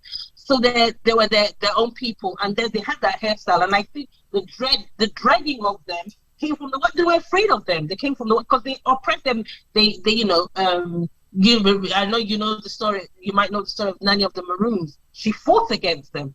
So I don't know. I don't think they purposely grew their hair in that way to frighten people and then frighten people. Yeah. Well, that's. I mean, I want you to dread. I don't know, but I don't think so. I think the dread came from, and that's what white people called the hair. They called it dreadlocks. But I think we could go. We could do some more research, and yeah, if there's anyone else that has any more, you know, insight, let us know. If there are any references, you know, they can put them there so we can. I mean, T-Boy, before that, I just want to maybe I want to try to wrap up this particular point so we can move on to another point in the discussion.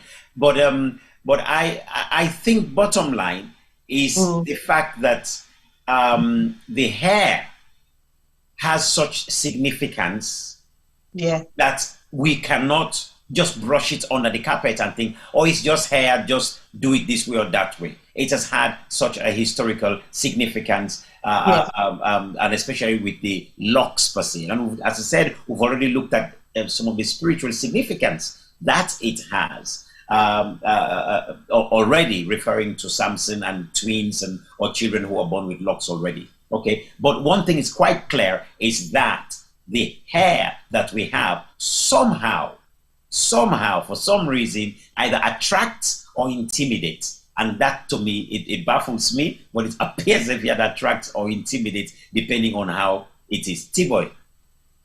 Has it got anything to do with the relation with King Nebuchadnezzar that was thrown and grew here that he never caused, that makes him look like a lion or something? Because I think, just like what Lekia was saying, it might not have any significant importance to deal with fear, because these are people who live in the mountains. So basically, they don't have any kind of traditional means to cut their hair if they don't choose to.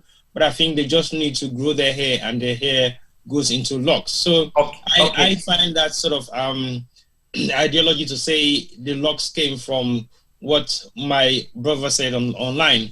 But I think there are other issues related to that, because people with locks back in the days are seen like people with extraordinary powers, because we hardly see them on a regular basis until Rastafarian took it over and makes it like a sort of, not fashion, but it now becomes a trend. So people who actually are Rastafarians decided to grow locks. But people with locks back in the days before the Rastafarian actually came into existence has possibly nothing to do with the fact that it is based on fear.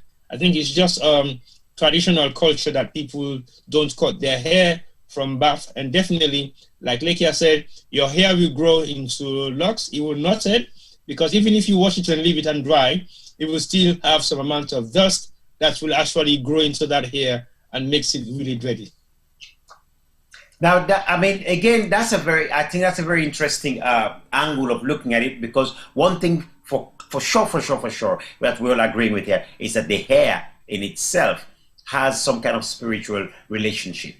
Now, I have heard that when we look at the hair, we're looking at different ether that the hair connects black people to, what we'll refer to the ninth ether, that the hair is actually an extension of our nervous system.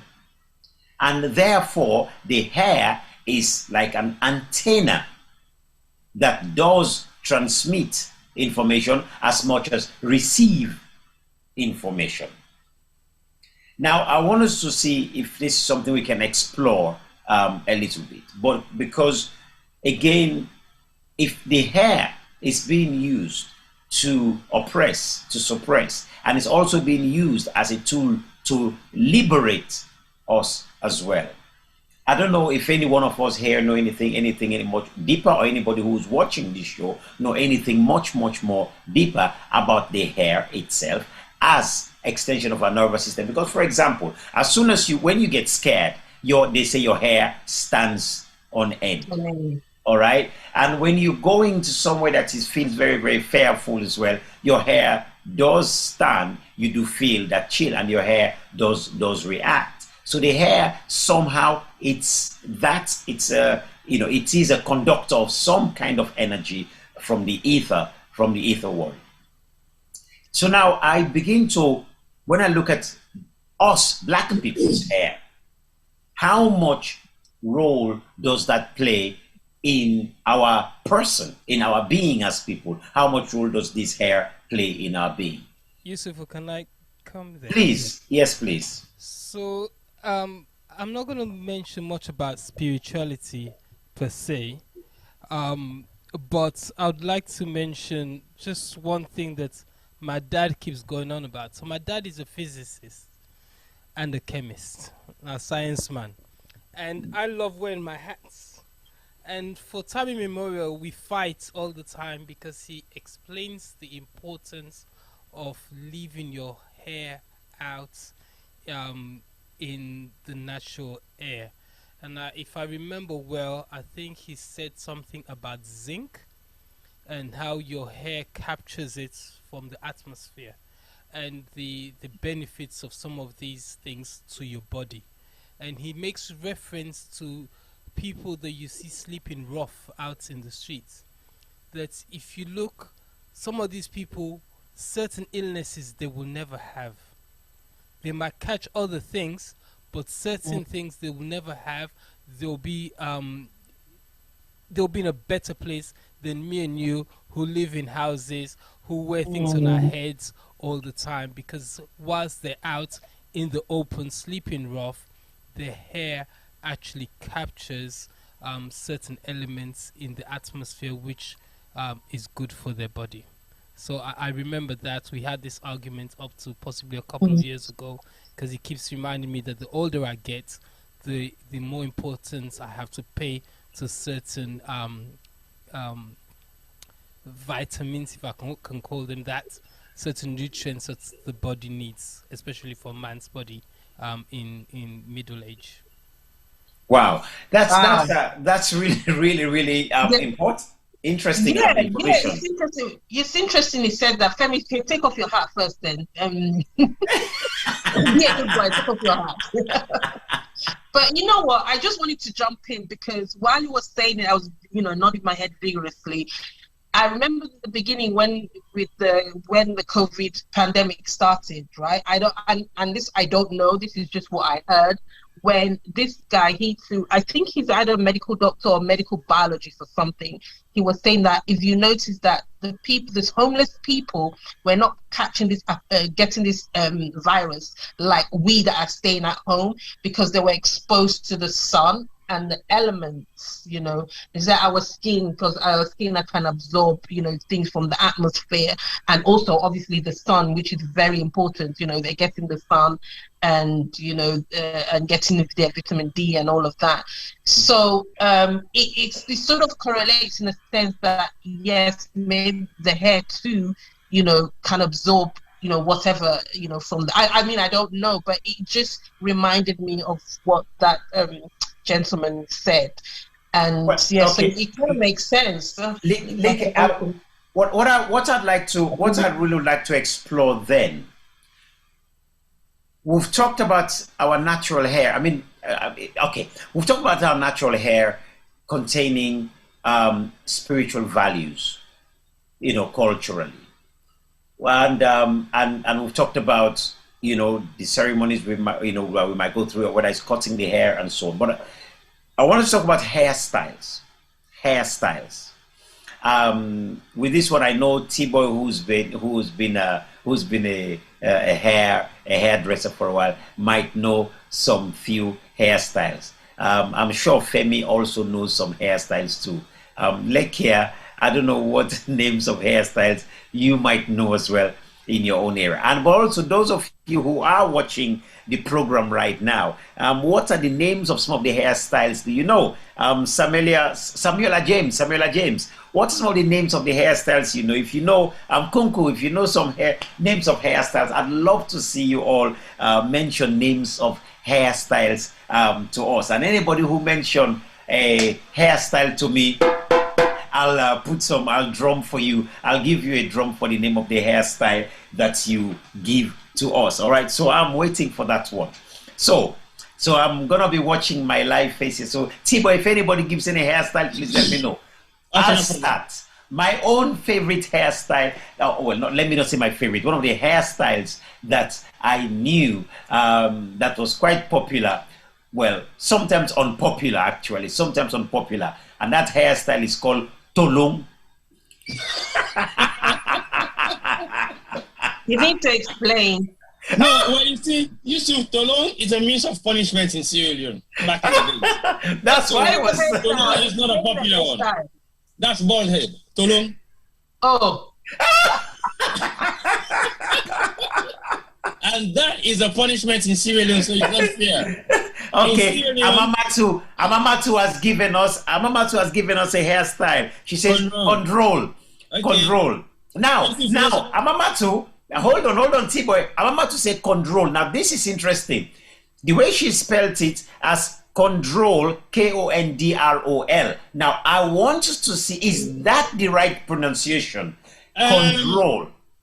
Well, if you are for interpreter in a Sierra Leone way, yes, it's control.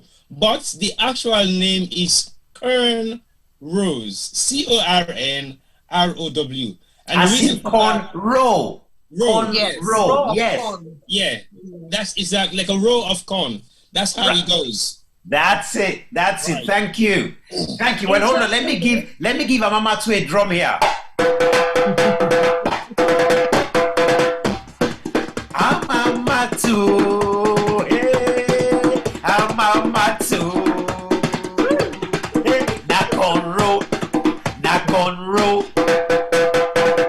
All right, that's for Amamatu. That's for you. It's cornrow.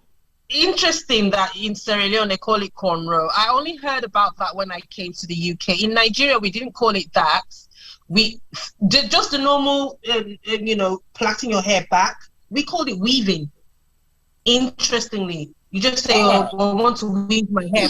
And then Igbo people will call it Yoruba because Yoruba people did it more. So I want to do my hair Yoruba because Yoruba people did it more than. And why we call it weaving? Because you know when you're weaving a basket, when you're weaving baskets, that's just the same person. That's what we call them. And then Yoruba people, they did all different styles with it. So when it's weaved up like that, it's called shuku. We just call it basket. We call it in Sierra Leone all go up. Yeah, it can be called all go up, one dot, and then you have 2 firestone, you have 3 firestone. Wait. You have their face. Wait, hang on, guys.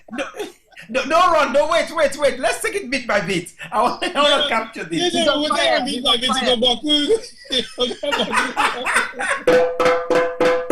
Now, so let me get into it. Lekia, you just said when you go up like that, you call it shuku. Yes, that's Yoruba people call it shuku. Yes, the Yoruba people call it shuku. Yes, and then T-boy, is this not oxfold? Which one is oxfold? Is it not when you make it? Oxfold is the individual ones, the one that you do single-handedly. So you call that oxfold because the reason why oxfold is the trend, the single ones. Yes. And then when Patra came during the late early 90s, they start calling it Patra.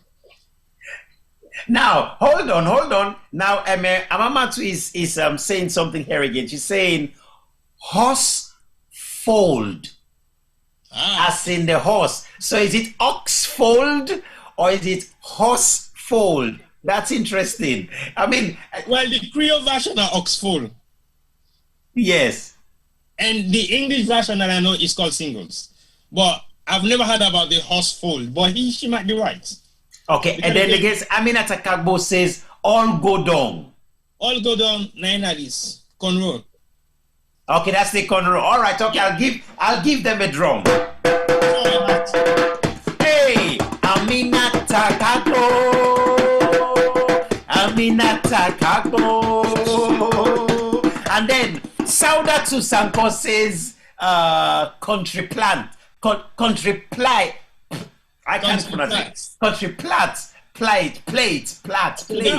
Country plate. Like, yeah, do you know what that one is? I'm guessing, I don't know, but I'm guessing it's the one that you use the thread. No. Well, these are the two different forms of cornrow in Sierra Leone.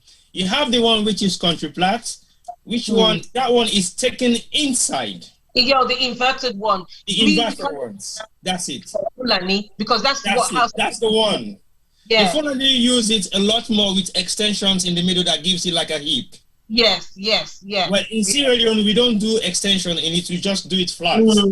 Yeah. And that one is primarily done for school-going kids, especially children. Yes. For us in Nigeria, it's the region. In the south and the west, you didn't do it much. Well, a little bit in Yoruba, people did some of that too as well. Because they had another name for it, a Yoruba name, which I don't speak Yoruba, so I don't really know. But I know they had a Yoruba.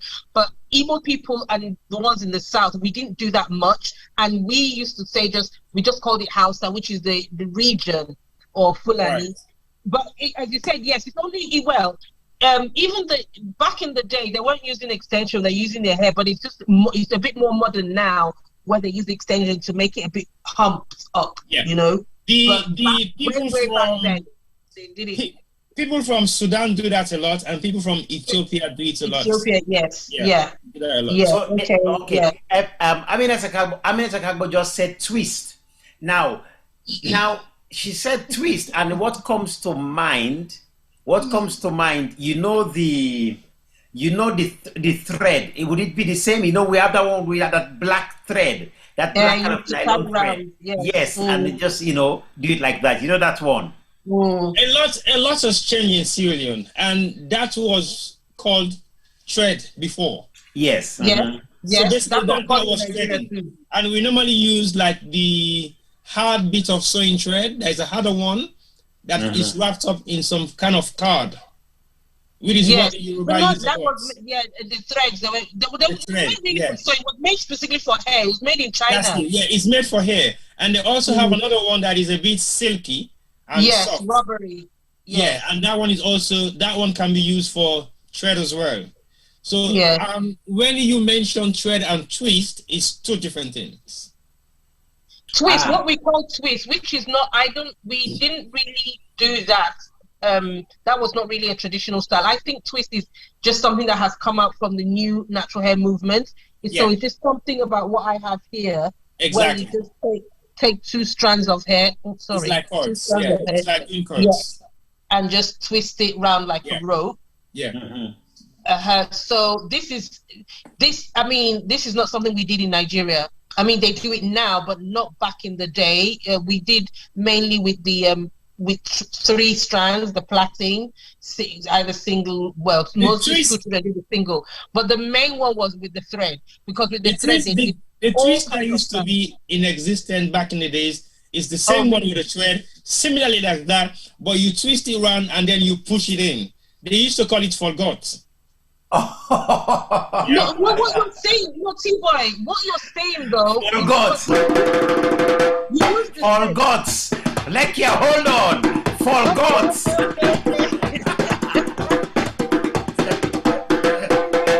Forgot.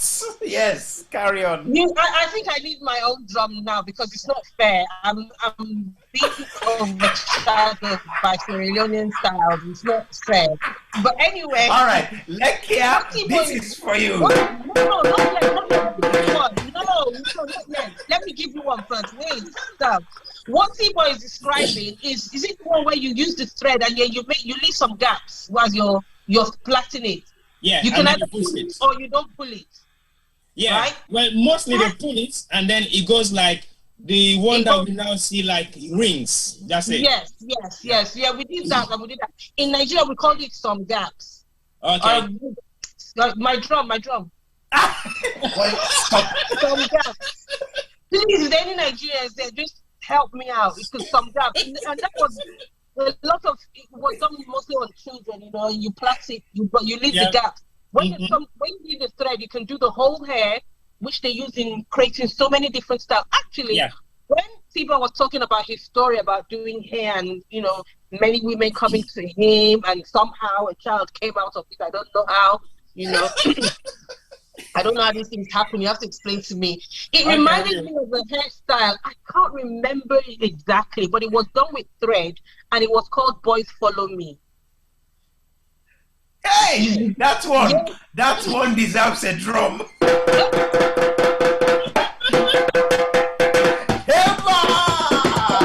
I say, boys follow me. Boys follow me. Boys follow me. Well, kids really hate in Sierra Leone. They really hated it. They hated it so much that even they don't want it's mostly be done by their aunt or some woman that they don't like. And that one is called Three Firestone. Hey, what? Three Firestone. That is so long. And the worst of it is when you actually get into the back. The beat hair is fine. This beat hair is fine. But when you bring the one from the back to come to the bottom of your bako, that we call bako, is when you bury your head in the middle of the woman's leg and you can't even breathe.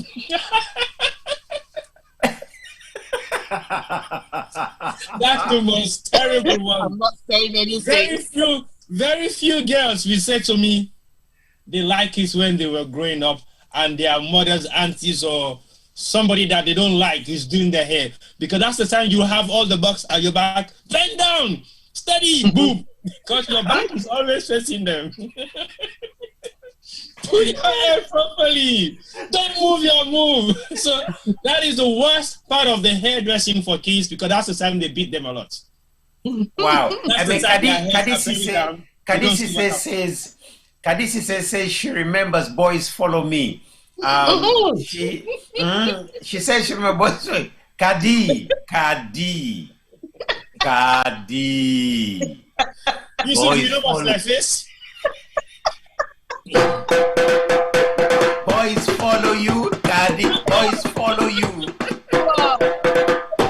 Boys follow you, Kadi. Anyway, yes, I remember Kiss Me, I Kiss You. Which one is that? Which hairstyle is that one? I do remember Kiss Me, I Kiss You. It's the one they bring like this and they put it together.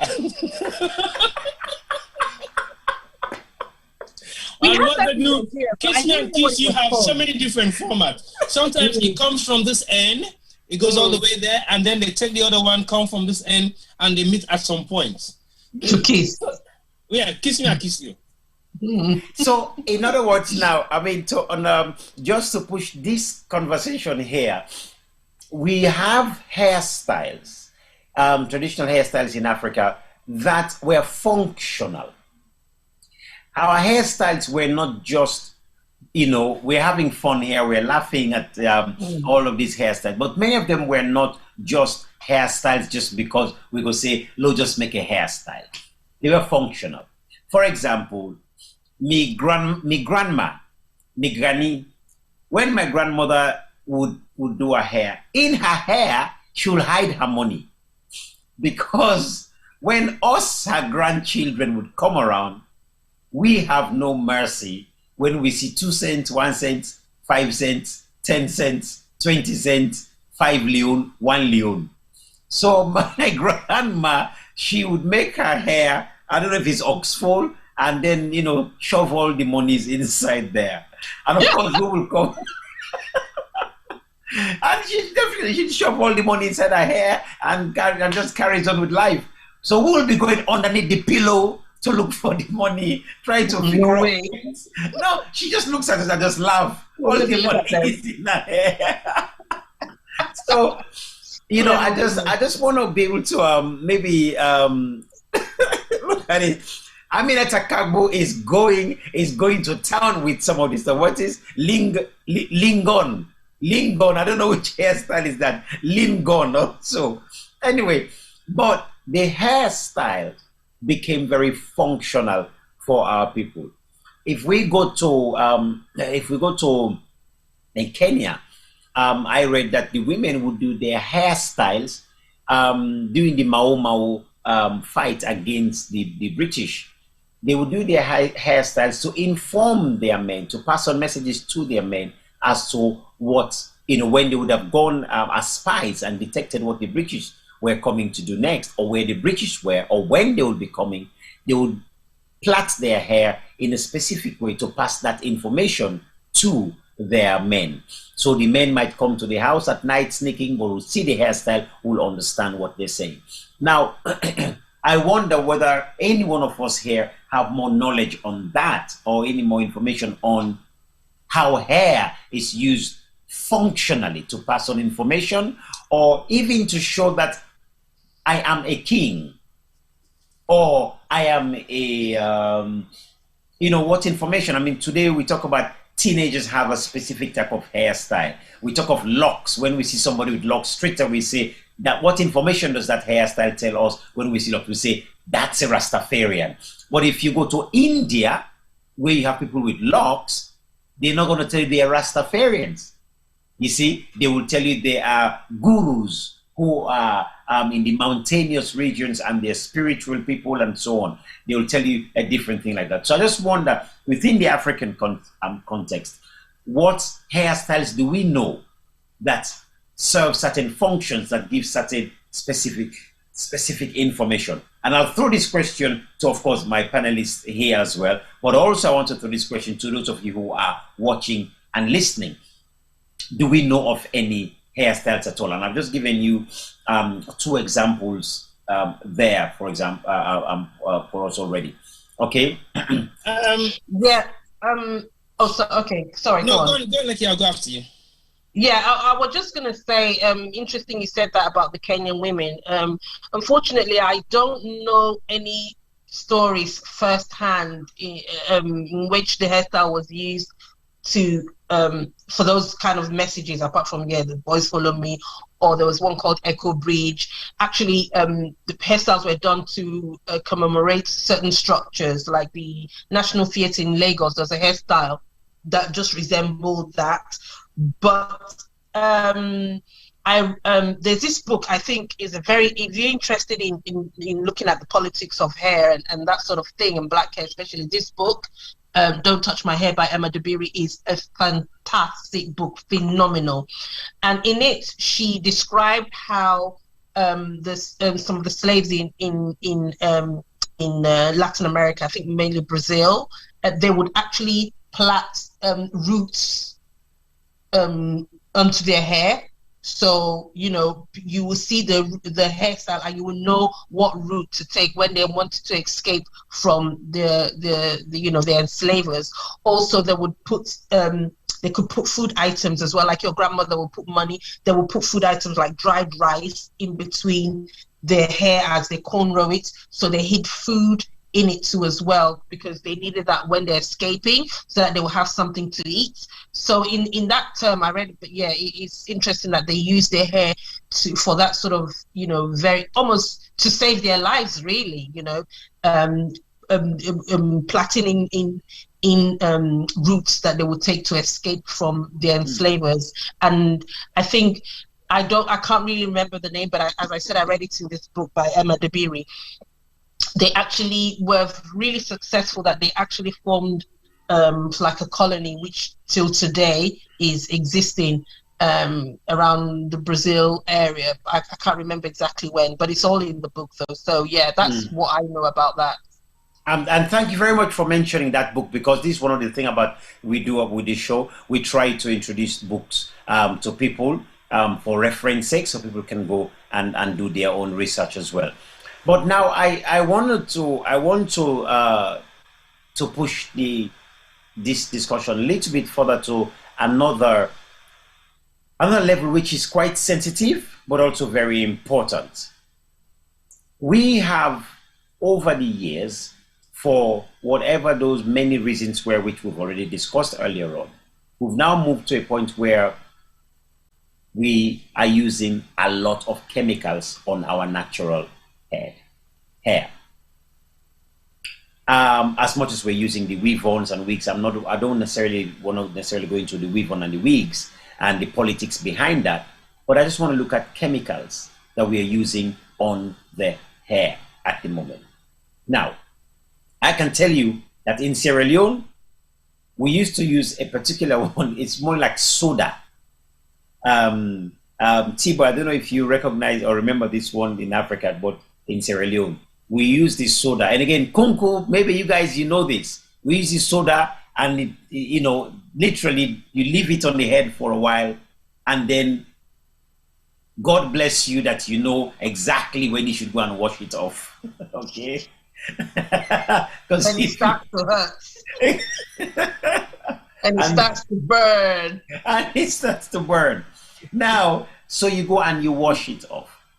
Now, I would, of course, attribute that again to this whole thing about we want to relax the hair, because I do not recognize that prior to the coming of Europeans and us seeing that image, whether we would go and put some acid on our hair in order to burn our scalp and burn the hair for it to be straight. Now, so we did that, and we also used the comb. We had the comb we put in the fire. Tibo, remember that comb? Hot comb. Hot comb. Stretching comb. Stretching comb? Yes. Yeah. That's what we call stretching comb. Hey, wait a minute. I see Femi they laugh. Femi been use stretching comb. Femi be the make Jerry call, so no one you know more. I mean, like a Jackson.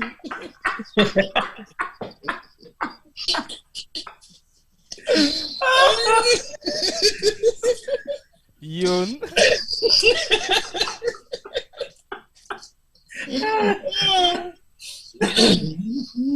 Femi, confess. But Yusuf, you see, back in the days when they were using soda for actually young girls to bleach the hair and makes the hair become a bit relaxed, I think it was the fact that our parents became very lazy at some point. Yeah. And the reason why I'm saying this is because I grew up alongside my younger siblings and lots of female cousins. And doing their hair became an issue. Because imagine we are coming from a hairdressing family. Everybody knows how to do hair there. So basically, that becomes an issue, and the family get tired of doing certain hairstyles, especially for the kids who are going to school, because we never leave their hair out to go to school like that. It's always been put into country plants or 2 kicks, 1 box cornrow or 3 firestone.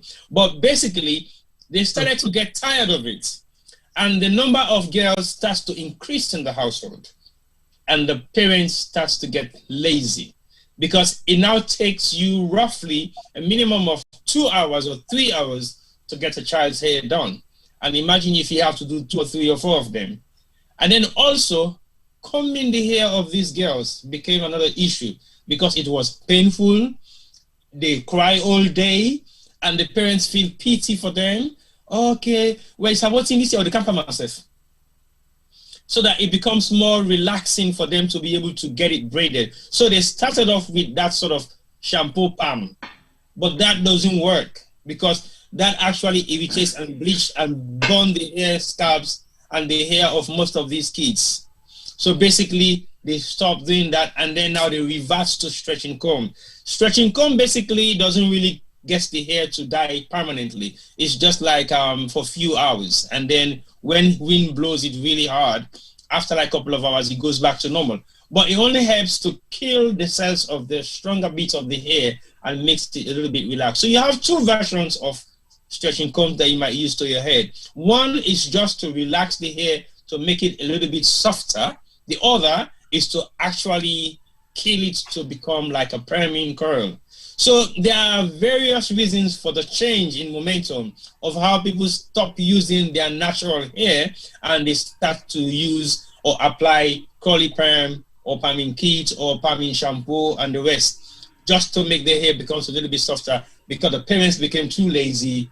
they don't have enough time, the patient dies out, and the kids were struggling to deal with natural hair themselves because they don't know what to do otherwise. So those are some of the reasons why the changes. I can see Lekia is saying, Lekia says no. Lekia, what's your view? What's your view, Lekia? I know Lekia will have a different view of that, but that is my own opinion on some of the reasons.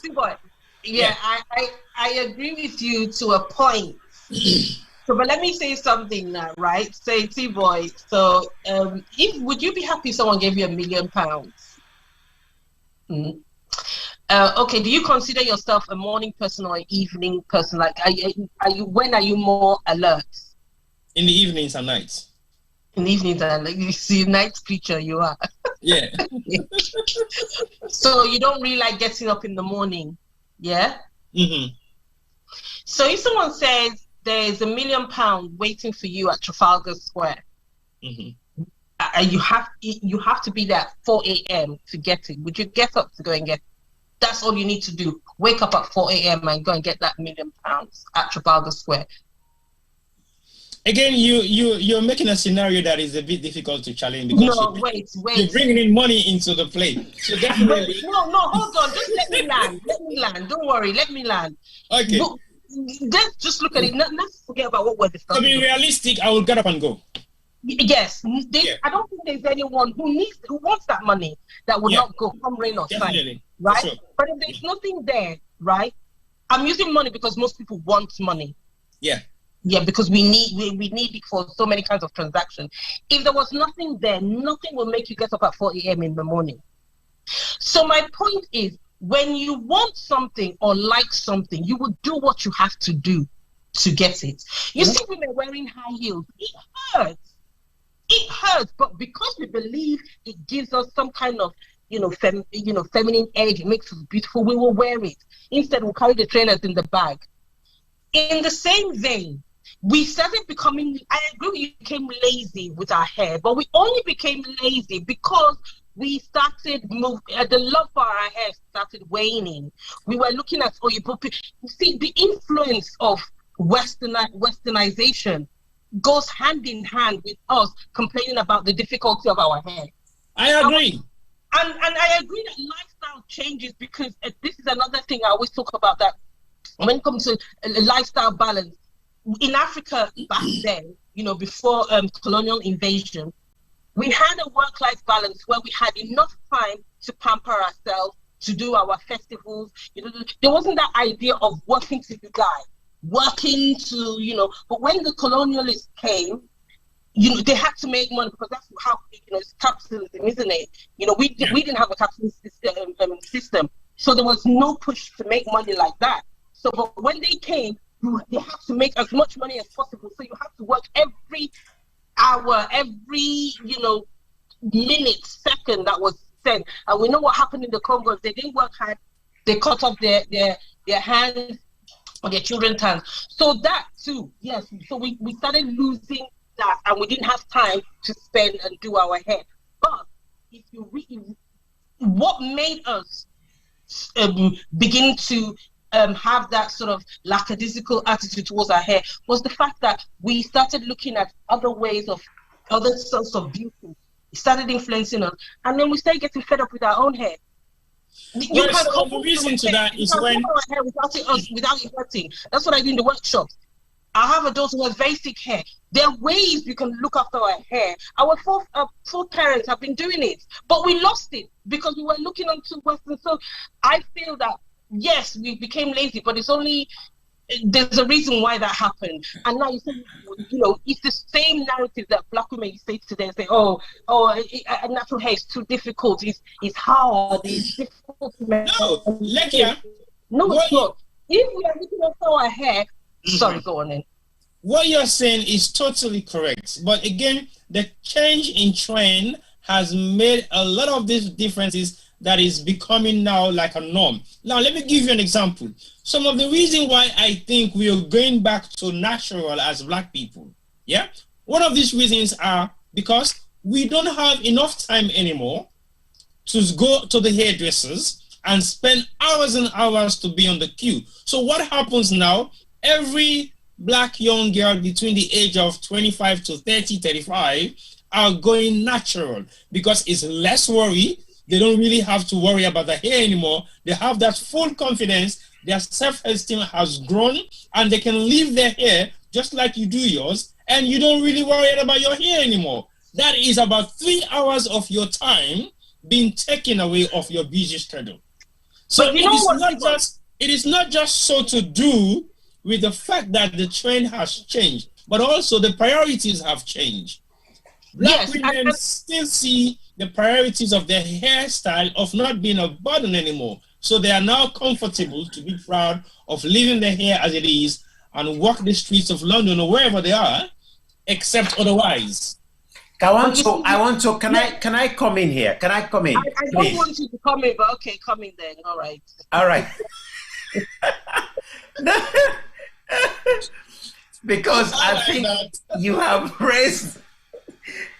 raised some very important topics here, and I want to talk on the issue of time and how much time we spend. And you also talk about the coming of Europeans brought a different work, family, social balance. And what I want to do is just to show this picture to all our viewers. Now look at these two girls and look at their hairstyles. Right? Absolutely stunning hairstyles. Yusuf, can you lift it up a little bit so that the viewers can see it properly? Yeah. Okay, that's fine. Yeah. Okay. Yes, you can see it now, yeah? Yeah. Right. So when you look at those hairstyles, that's one. Okay? The next one I want to show you is this.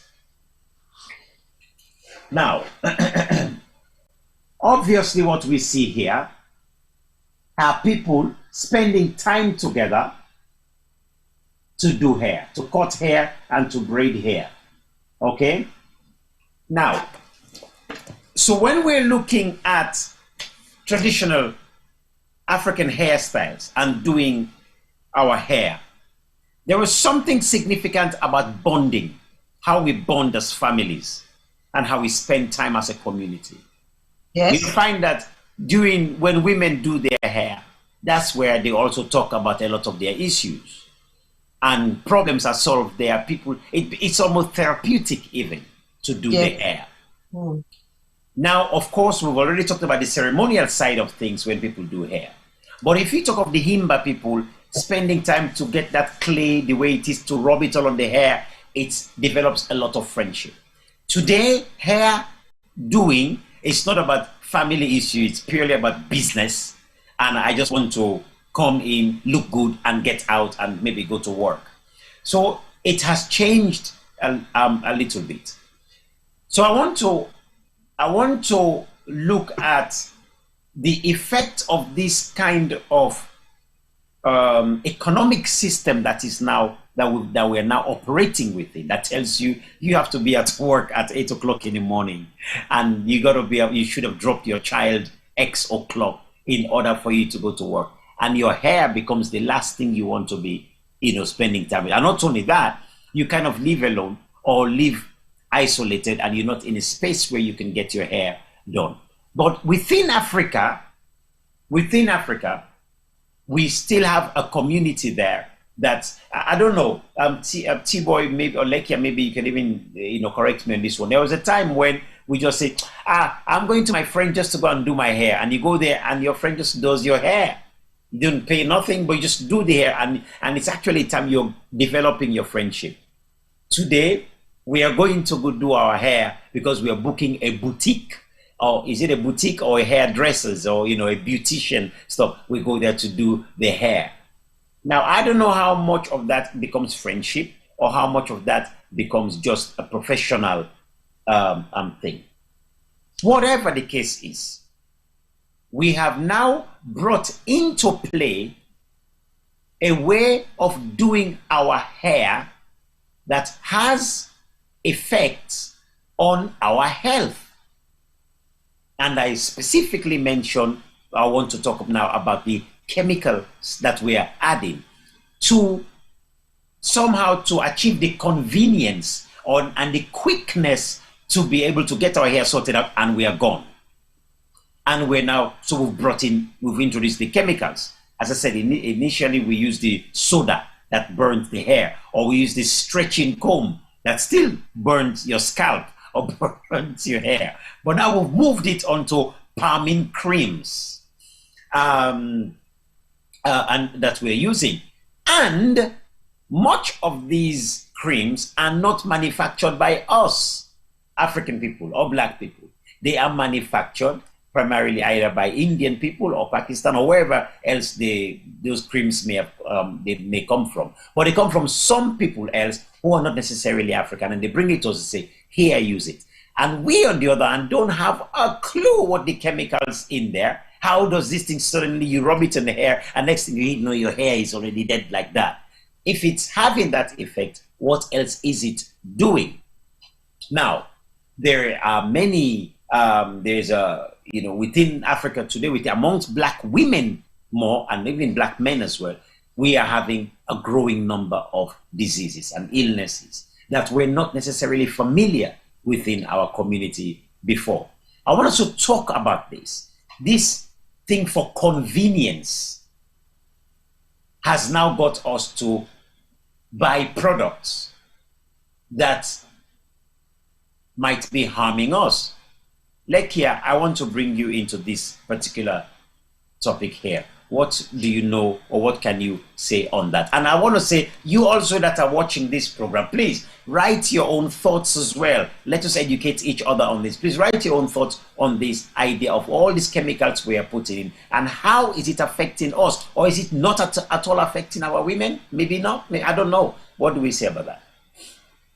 Okay, so convenience and inconvenience is very subjective and relative anyway. So I wouldn't go talking about a matter of we're doing it for convenience, because you still have to spend time to straighten your hair and all of that, and you do it in such a way that, woe betide you, rain should fall or you should sweat, your style is gone. So I don't know how much time we're saving.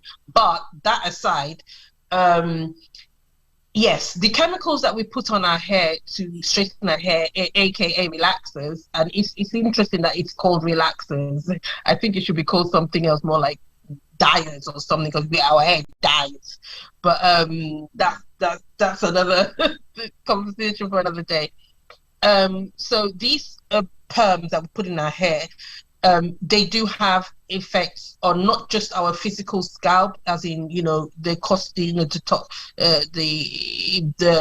burning it, and thinning the hair, and all those things, hair falling out is thinning, your scalp is, but it also, the scientists have told us that the scalp is like skin, it absorbs whatever is put on it, so some of it is absorbed. Back in the days when I started looking into this, like in the 2000s, early 2000s, there was hardly any research on the effects of relaxers, whether it's lye relaxers, what you call lye or no lye relaxers. But now there's been quite a few studies, still a few, but I think it's enough. And they have found that there is a link between the amount of the duration and the frequency in which black women use relaxers. So the earlier you start using them, it can affect young, because people use them on their children even as young as 4.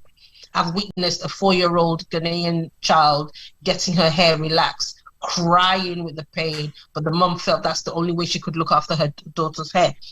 So the earlier you start using it, the more likely it will affect your hormones, and so you get you find young girls maturing fast, getting into puberty much faster. There's a study that has come out to say that if you use it continuously for about 5 to 7 years, you're 30% more likely to develop breast cancer and some other cancers. Then also it can affect your fertility, in that black women who use relaxers are more likely to develop fibroids, and that's why black women, I think, we're about 3 or 4 times more likely to develop fibroids than white women, and we're increasingly getting breast cancer now. And they have said that there is a link to the relaxers that we use on our hair. With the advent of weaves and wigs, people are using it less now, and there's actually saying that the sales of relaxers are actually going down. So people are using it less because they can obtain that straight look easier and with less pain with the weaves and the wigs. So the idea of beauty hasn't really changed, but it's just more convenient now. But it's in a way it's still better because we are not putting this toxic mixture on our hair. And it actually did start from Black people. So it was a man, oh God, I can't remember his name, it's just escaped my head, but because people attribute relaxers to Madam C.J. Walker, but she wasn't the one that started it. It was a man, and it was by accident. You know, he just used some lye, sodium hydroxide on cotton, and he saw that it straightened it, and then he, you know, said, oh, and then they're using it. So that's why back in the days, like the days of people like Ray Charles and even James Brown, when they conked their hair, there was the early stage of the relaxer that they used to give it that wave and everything. So yeah, but now the big manufacturers of relaxers are not Black-owned companies. They're other people, certainly not Black people. So now, I mean, again, I'm sure these studies are going on there, but then, of course, I do wonder how many African scientists in Africa are actually examining this, because from what you're saying here, if these studies are going on, then it's incredibly important that our people know this information, and even our government, if you like, to know this information in order to protect the health and well-being of our women and their future. So we have moved from where we looked at hair as a way of oppressing our people, whether by shaving it or whether by ways they do it, or by telling us, no, don't do your hair this way, do it this way, and so on. We've moved from there to where the hair is a force for liberation, like some of the people we've already mentioned before, the Amilcar Cabrals and all these people, you know, using hair as a force for liberation. So now we're looking at hair again, where it's becoming, or we are using stuff on it because we say we want to beautify ourselves, if you like, where it's, you know, potentially it is harming us, and it's affecting our women in very, very adverse ways in terms of their fertility, for fibroids, and then cancer. Now, I would also want to begin to examine, if you like, for people who might be looking at this program, watching this program, and listening and thinking, well, I would like to maybe go to my natural hair. My daughter, for example, since she was growing up and she thought natural, she'd never put any relaxer on her hair. She's 21 now, never put any relaxer on her hair, and her hair is just plain natural, like absolutely beautiful. And she's very, very proud about it. But I know how much work I had to do to encourage her to keep her hair natural. Now, I want to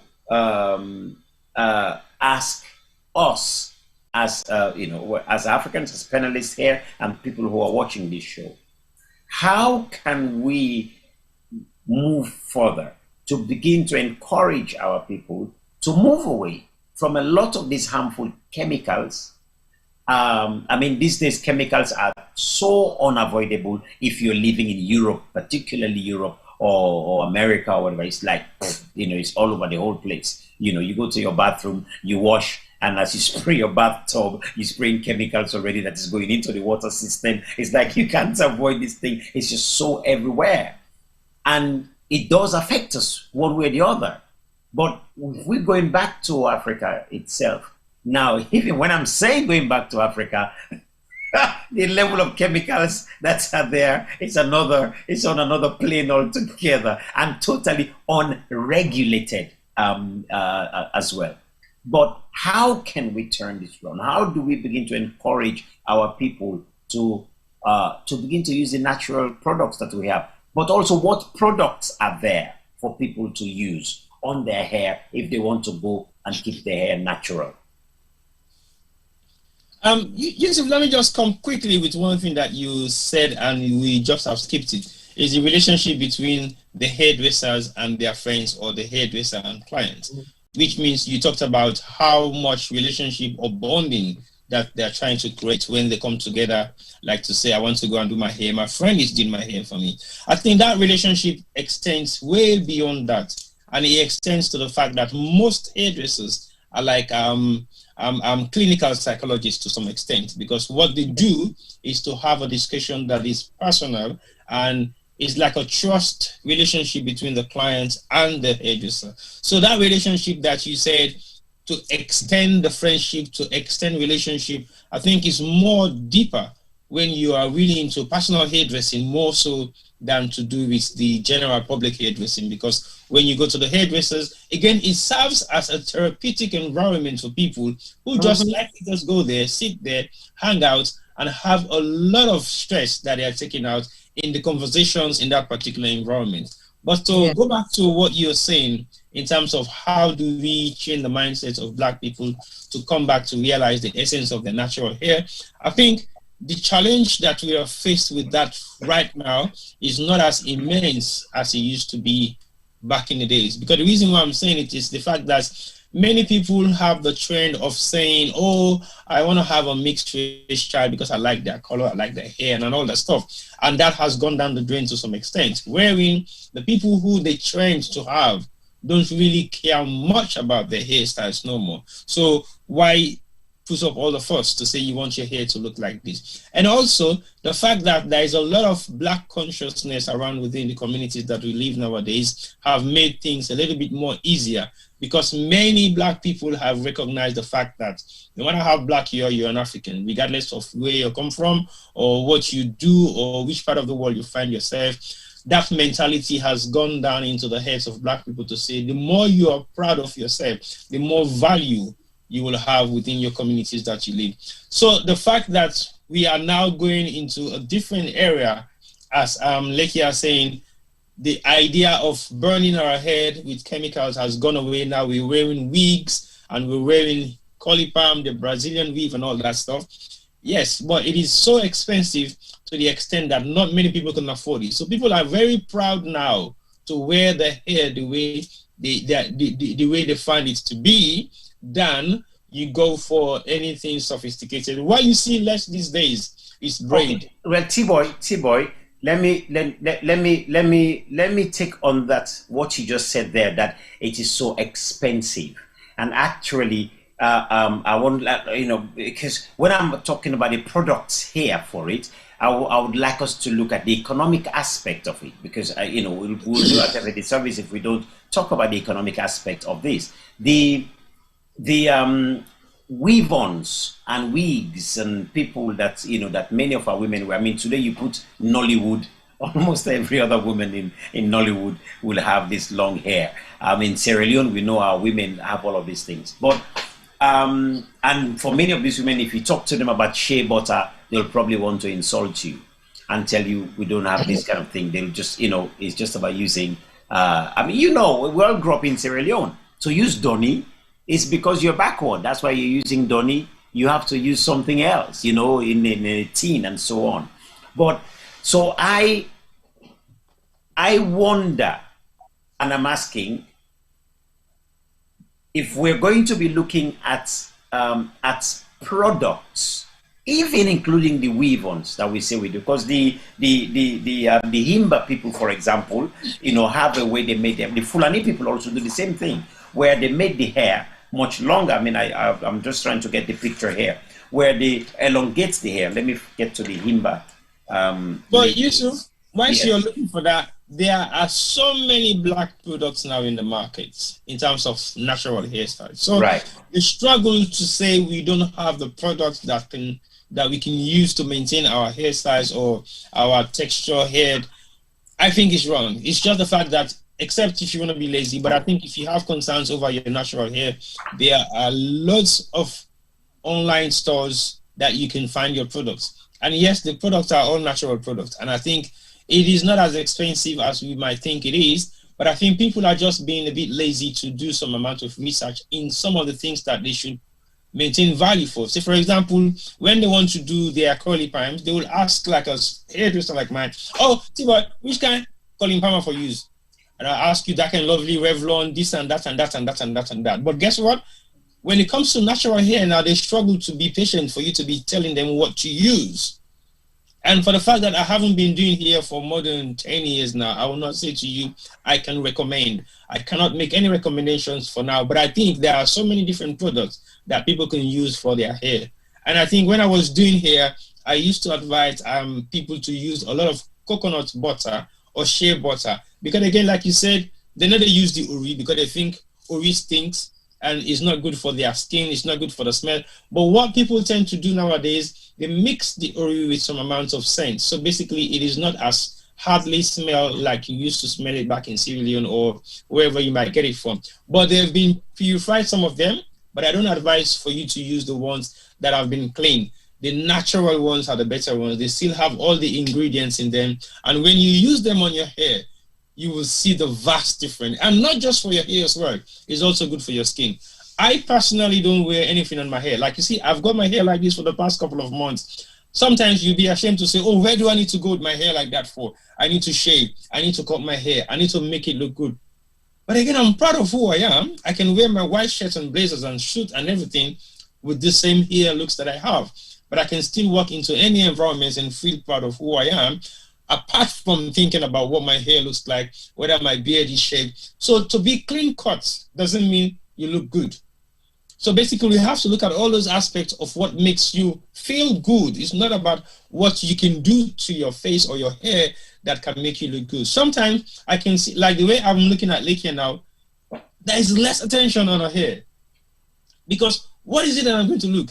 She has her hair natural. Fine, no problem. She's proud of it, she's comfortable with it, and she can take that hairstyle anywhere she wants to go. But I will not say it will be a distraction if you have your hair flamboyantly placed in some extent that when you walk into an environment, everybody will notice your appearance. No, it depends on how you feel. See, boy, we've known some women when they do their hair, especially some, Jamaica particularly, they do the hair like in such a way where to lay down to sleep, they have to hang their head out from the bed. Right, then yank them head away from the bed so that that hair must not get rough. But that's an interesting. It is very interesting because when you look at that back again with people who normally used to do curly perms, their beds are always soiled with activators, and the amount of work you put on that alone, you can ask me. Femi can testify that.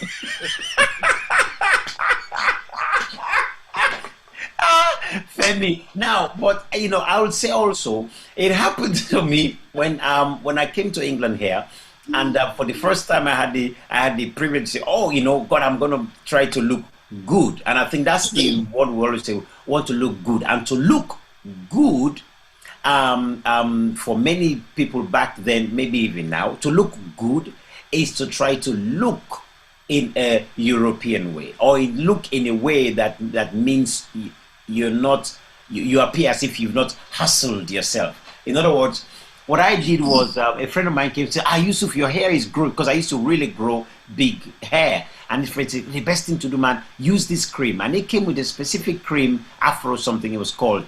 And I applied this cream on my hair.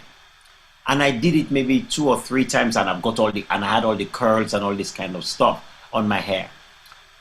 That is over 30 years now. My scalp still feels sore. As soon as my hair grows, I touch the scalp and it is so tender, it's so sore. And I can trace it directly because of that cream that I use on my head. Now, I wonder how many people. Do you also know that hairstyle can be stereotyped? When you say stereotype, well, explain what do you mean, please? Okay. I like when you say. I remember myself when I was about maybe 15 years ago in the UK, and I decided to grow dreadlocks. Imagine, I decided to grow dreadlocks because I was about to make a statement. And I knew exactly what I was doing. So I kept my hair, and then it started to grow. Femi and others keep bashing me. Cause you here, boy, you shouldn't make Rasta man business. What's kind of lifestyle? I said, leave me alone. This is my hairstyle. So, did you just hear the conversation that I have, isn't it? cut you abo, who's kind of Rastaman business by this is not dirty man style. Like he said earlier on, everything has been thrown at me. But my skin is so thick that I accept it and then I move on. But what I did that time was I got myself into university then. So I knew people will stereotype me with my hairstyle thinking I'm not serious. Because they believe only people who are not serious will have dreadlocks, will grow dada, because they want to think Rastafarian, they want to start smoking weed, they don't begin smoke jamba, they don't begin do drugs. They are like wayward. That's why they're growing dreadlocks. I was stereotyped at some point, but I did not take it into any consideration because I knew what I was doing. But when again, I have another friend who grew dreadlocks. He prays every day, he goes to the mosque, and he was stereotyped again because they believe dreadlocks doesn't pray. You cannot have dreadlocks and go to the mosque and pray.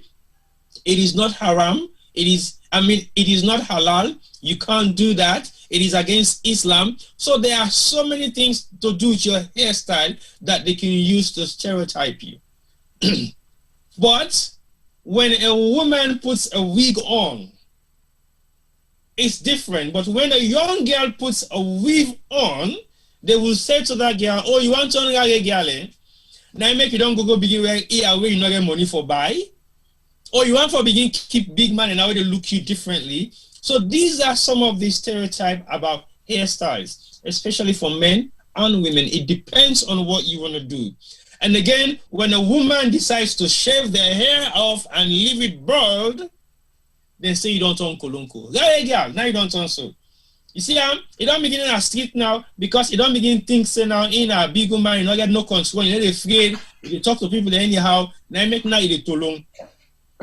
Okay, but it's now different. So these are all the different type of stereotypes that people will use against you just because of your hairstyle. So even when you go natural these days, people will still stereotype against you. But come on, now money you not get because you don't begin add up. You don't get money for go doing here again at salon. Now make that they go natural. So these are all the things we have to take into consideration, and you have to be prepared to accept some of those things if you want to go natural or if you want to change your hairstyle to I just want to like you're gonna come in. I just want to hold on, like you're going to come in. I just want to recognize somebody who's gone too long for quite a long time now. Our foot of state. To all the Tolong men, all the Tolong women, Elder Boye Jalo Jamboria, to the Tolong peppers. If you are a Tolong pepper, that drumming is for you. Yes, Lekia. Yeah, what Tipo said is true, but the thing is, that is why we say hair is powerful. Hair is political, full stop. People say, oh, you're politicizing black women. Say, no, hair has always been political for every era, every country, every part of the world. It has always meant something. And this is why I do the campaign that I do, because they're going to break those stereotypes. It's the same thing. I took my natural hair to Nigeria and someone said, you say you're coming from England, why is your hair like this? So basically, this represents poverty, it represents ugliness, it represents everything negative. Where does all that come from? This is what we have been talking about. This is what the whole conversation is about. Where has all this, we're too lazy to look after this hair because we don't want to be associated with those negative things. So we have to come to a point now where we are changing the narrative. We're turning it around and saying, you know what, we as African people are beautiful. We are presentable. You can have your hair in locks. That doesn't mean that you smoke weed. It's not just Sierra Leone. It's not just Nigeria. Not just Africans. It's all over the world. I can't remember her name. She's a mixed race actress, and she had faux locks on. And one other presenter, one of these reality presenters said, oh, she looks like someone that has smoked weed. She was going for one of these prestigious awards, you know.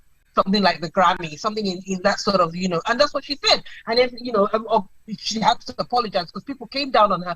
Those stereotypes are there, and those things. This is what we are talking about. This is why we're talking about hair discrimination and hair bias.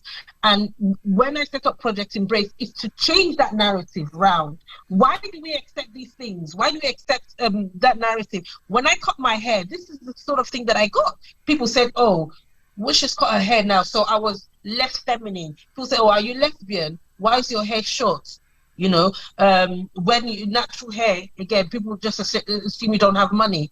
You that sort of thing. A man told me once. I said, if I'm his girlfriend, he would buy me the best weave from America. And I told him, does he think that I'm not okay with my hair? He said, no, he's not saying that, but I would look so beautiful if I had the weave. To me, I would look ridiculous because that's not my hair. This is how my hair is. So, yes, there are stereotypes, but we have to change that narrative. We have to turn it around. We have to take ownership of our identity. We have to take ownership of our beauty because that's where our power lies. If we keep allowing other people to define us and tell us that our hair is unprofessional, it's a representative of everything negative, then we have given them our power, and they create these artificial insecurities in us. And so that's why we feel more confident when we have adorned an Indian woman's hair or a Cambodian woman's hair, because all those names, Brazilian, Peru, they're not actually from there. It's just marketing. The hair you're wearing is from Romania and India and China and other countries in that area. That's where it's from. So we have to start saying, why do I have to first put on somebody else's hair or someone else's kind of hair before I am allowed in certain spaces? We have to start to question why this is, and how long are we going to keep accepting that? How long are we going to keep accepting that we are somehow beneath other people? So this is what this whole conversation really should be about: changing that narrative, taking ownership of our identity and who we are and how we define ourselves, and thereby taking back our power. Like here, somebody's just said in the chat here that one of the reasons why we don't even go down that road you're talking here is primarily because we lack knowledge, about what our hair is, what our hair is about.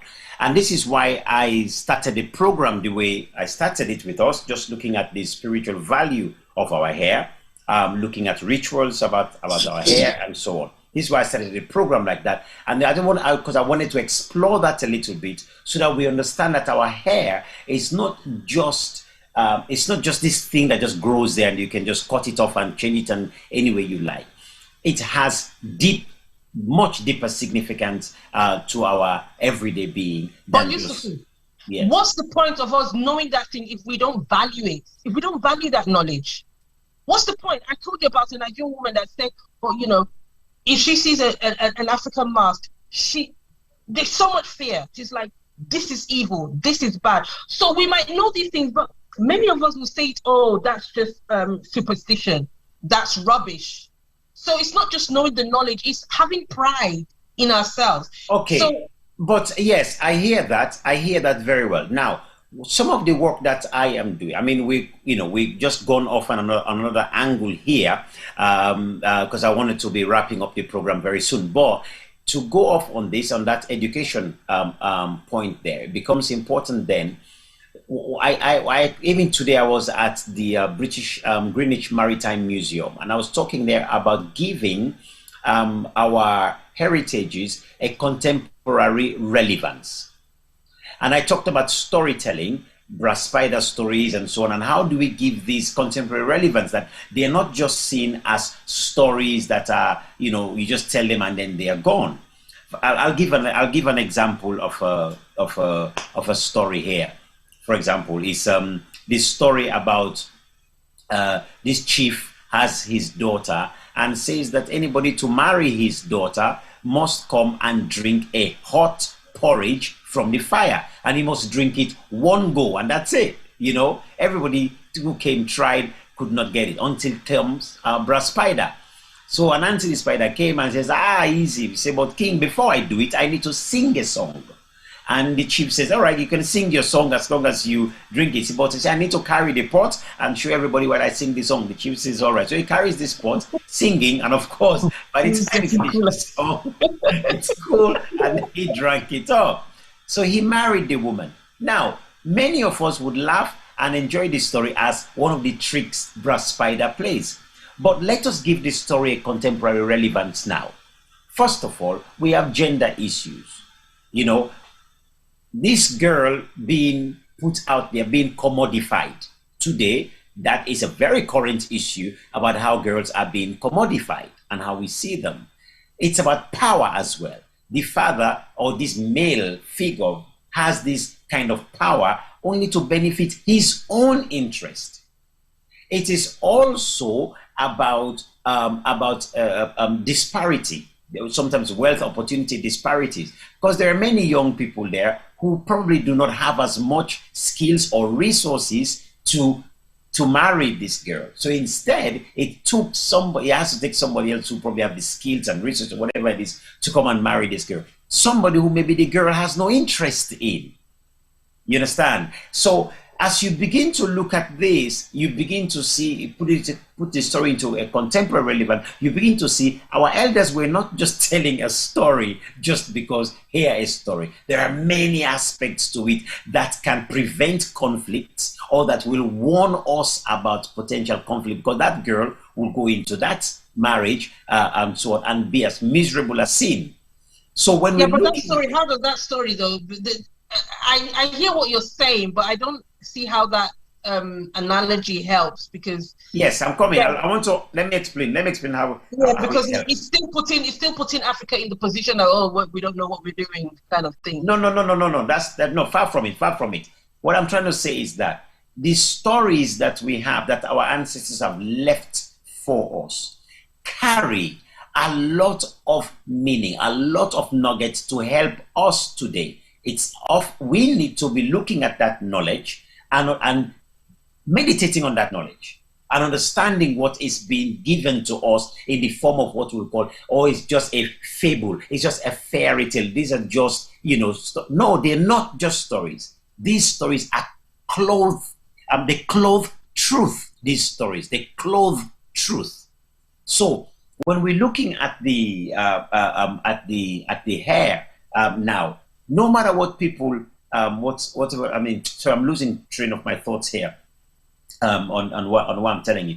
Okay, whatever people are saying about our hair, we need to begin to look closely at the masks, the hair, the face paintings, and begin to give them contemporary relevance. And the way we do that is universities need to engage more in research. I've just shown you guys this whole book here with all of these pictures, all of these. This book is called African Ceremonies.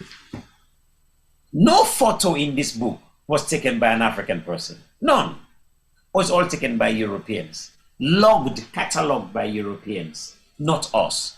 We're not doing this. Now, Lekia, earlier on, you talked about how the Western world have come in and have given us a lot of misinformation, a lot of omission about our history. And if we're going to go through like that, no wonder we see knowledge right in front of us and we don't even recognize it. We're afraid of it. But yet, we'll go to the museums and see them there. And you and I know those masks are turning millions of dollars or pounds for Europeans every year as people come to visit their countries.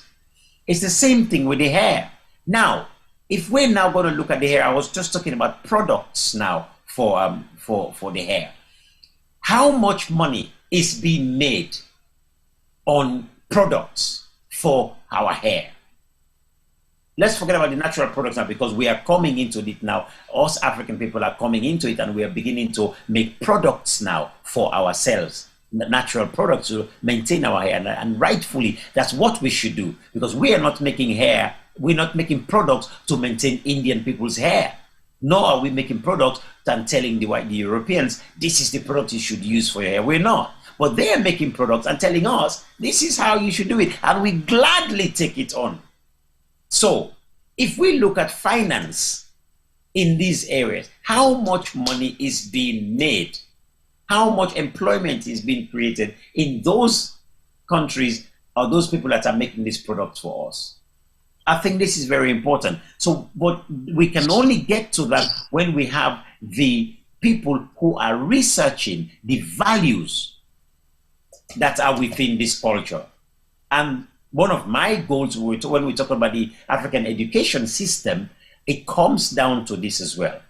Today, my cousin called me up to say, oh, I need to buy shoes and all this stuff for my boy who's in Sierra Leone.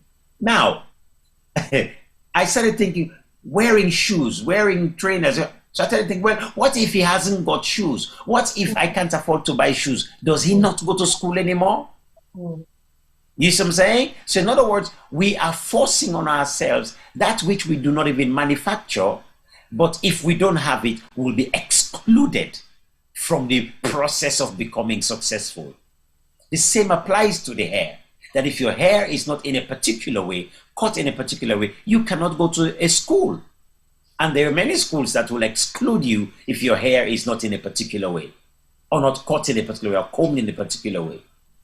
So I begin to wonder where all of that is coming from. But at the same time, who is benefiting economically? Are we in the game benefiting economically?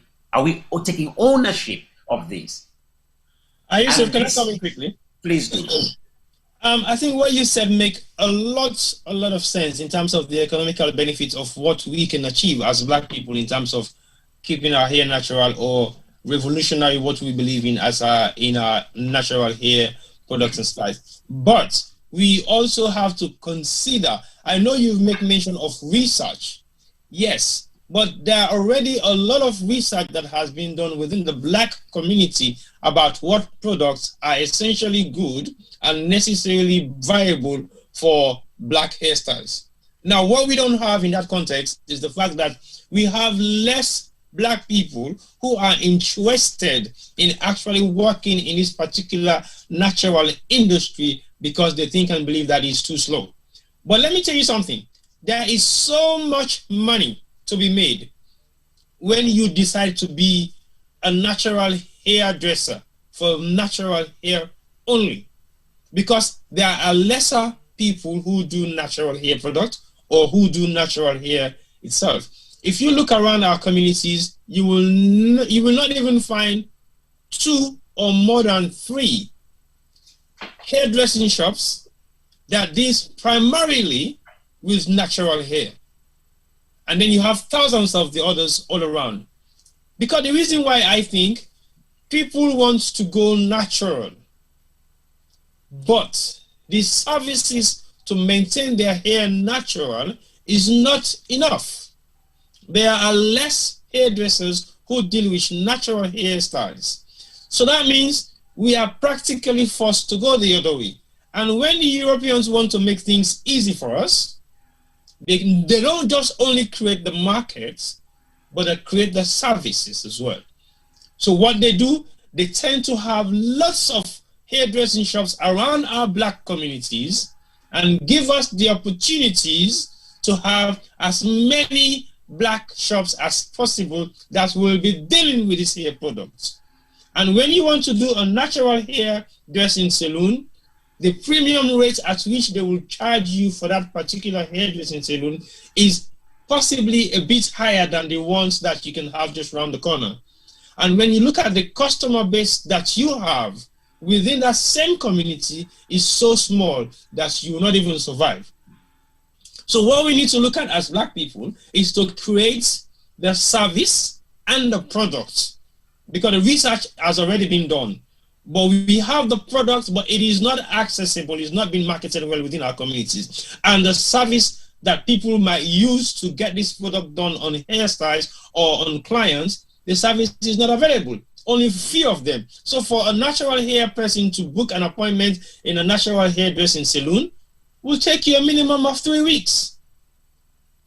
So how do you deal with that pressure? How do you deal with that timeline when you have other things to do? So you find the easy option.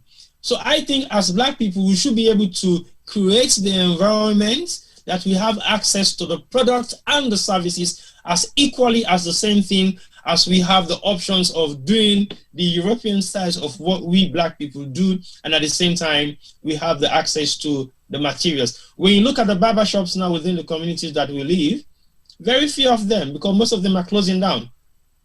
So now you find many young Black men going bald.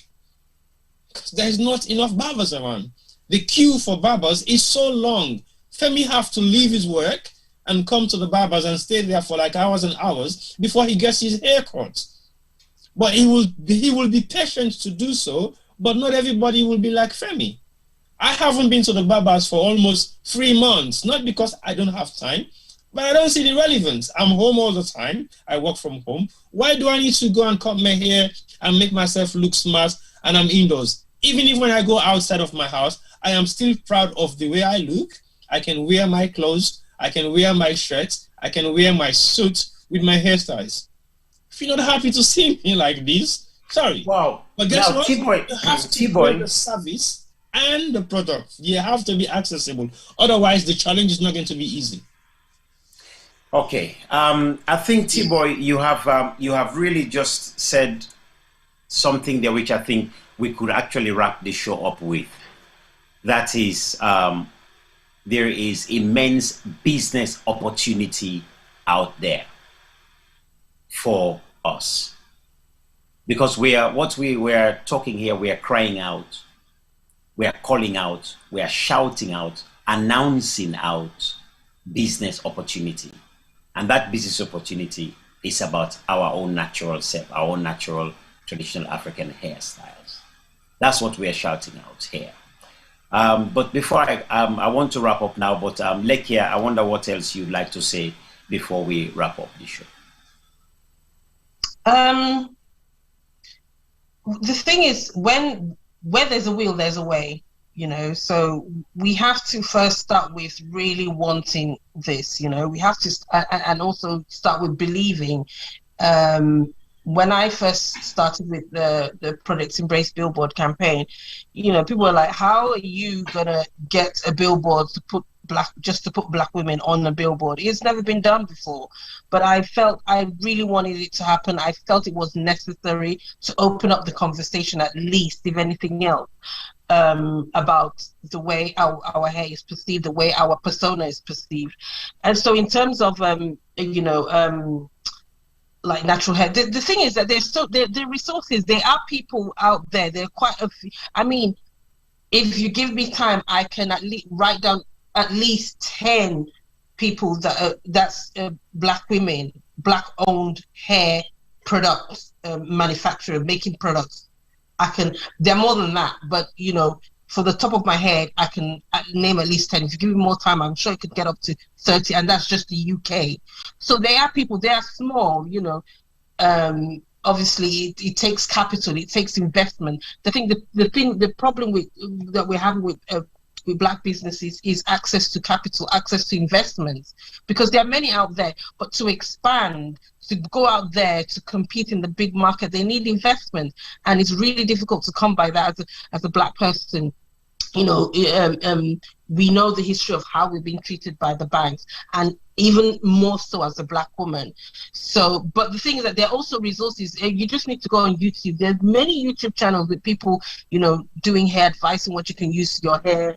You know, you can buy your castor oil, mix it with your shea butter. As I said, I like the smell of shea butter anyway, but yeah, you can put some essential oils, mix it. There's so much resources out there. So I really don't think there's any excuse as to why first we can't, you know, look after our hair. I mean, it just doesn't sound right to say that we don't know how to look after our hair. It's just like saying I don't know how to wash my body. You know, there's just something not right about that. So it's not something we should be proud of. We shouldn't be able to look after our hair and then, you know, from time to time to spoil yourself, you go to a hairdresser, you know, to dress your hair. There are some natural hairdressers, but yes, as T-Boy said, there's not that many, but they are out there. but you should be able to look after your own hair too as well. But yeah, so I think the main thing is that belief in ourselves and that confidence that we can do this. You know, people are making money off of our needs and wants, but why can't we be doing that? We are not making money from the needs and wants of other people, so why can't we at least make even our food? Many of us, the people selling our food, majority are not even black people, not even African people selling our food. You know, you want to buy okra or whatever, you know, they're just a handful of African shop. There are other people that are selling those foods. So yeah, I don't know, you know, there's a, you know, what the I think I know what the deeper problem is, but how to change that? Again, I think, you know, things like storytelling and using soft power to change the way people think, to give confidence to people, I think is very important. I think that's the way to go. That's the way to go forward. Thank you. Thank you, Lekia. I want to bring in Femi. Femi, what do you have anything you want to add to this at all? Yes, Yusufu. I'm going to start off by saying, you know, we sit here week after week and we talk about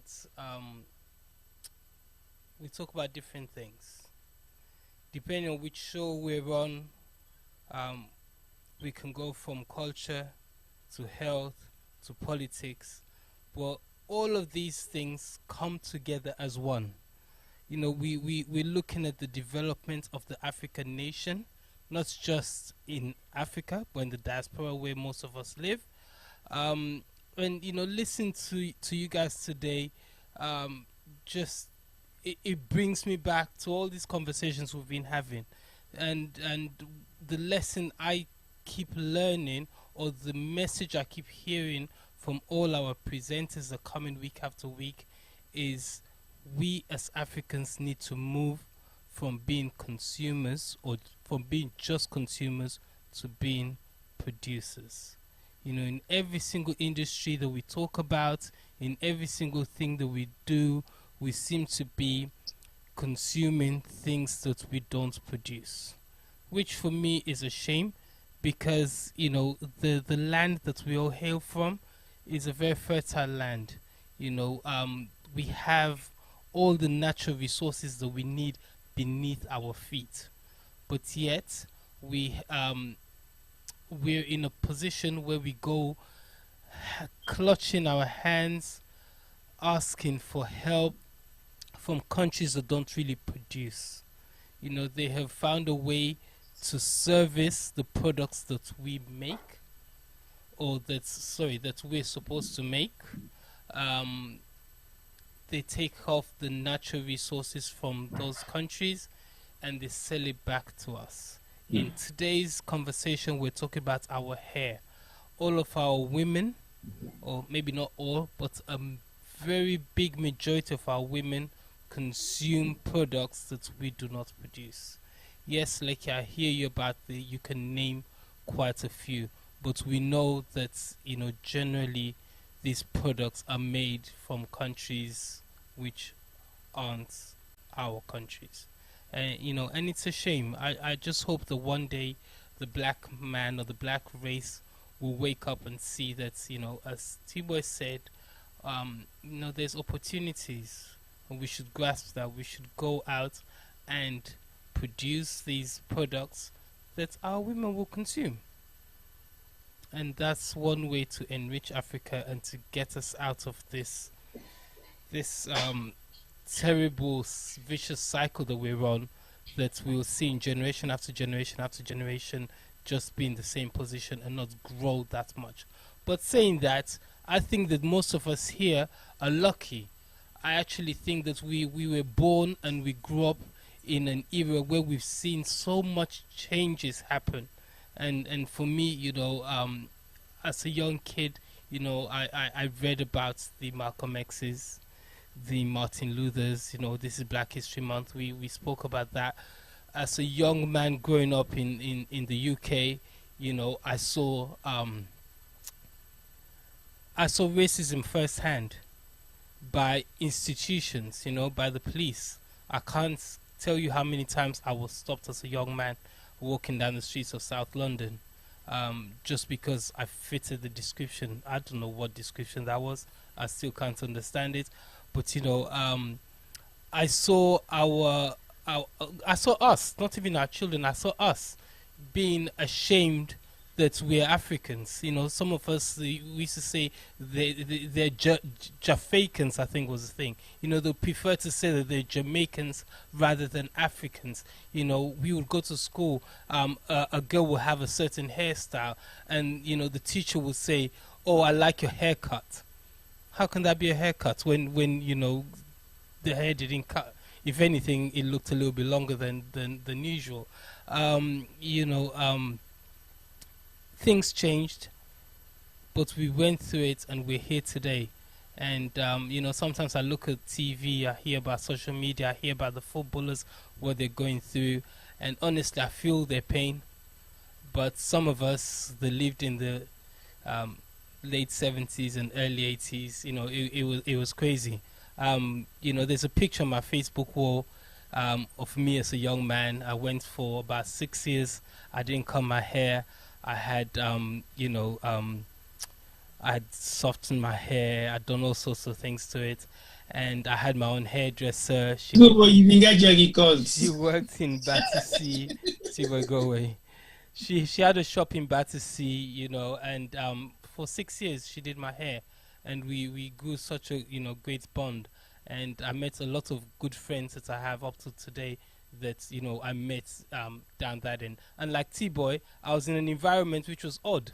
T-Boy was doing the hair and being surrounded by all these women in his house. I was going to this woman's shop, and then later on she moved to her home where I was the only man. And and I still remember the day that I don't know, I just decided that this was it, and I walked into a barber shop. I looked around, and everybody looked at me strangely, and I said, take it all off.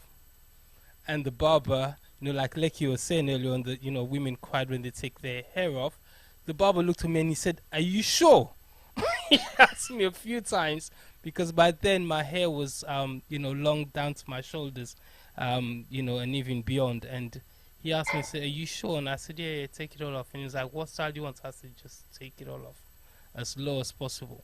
And as I said, we kind of woke up as a people, as Africans. We definitely, us in the UK, we woke up. I'm not sure what triggered that, but I remember there was a magazine called Ovation magazine, and at some point, most people would buy that, or most women would have that in their homes, and they would look to these, they would look at the fashion, they would look at the hairstyles, and it became a good thing to be African, and I remember as a DJ, we were DJing at some club called Cork's Wine Bar in central London, and another set of DJs came on, and the DJ played Sweet Mother, and the amount of people that were singing the song word for word, I just turned around and I thought, I could not believe that all these people were Africans, because I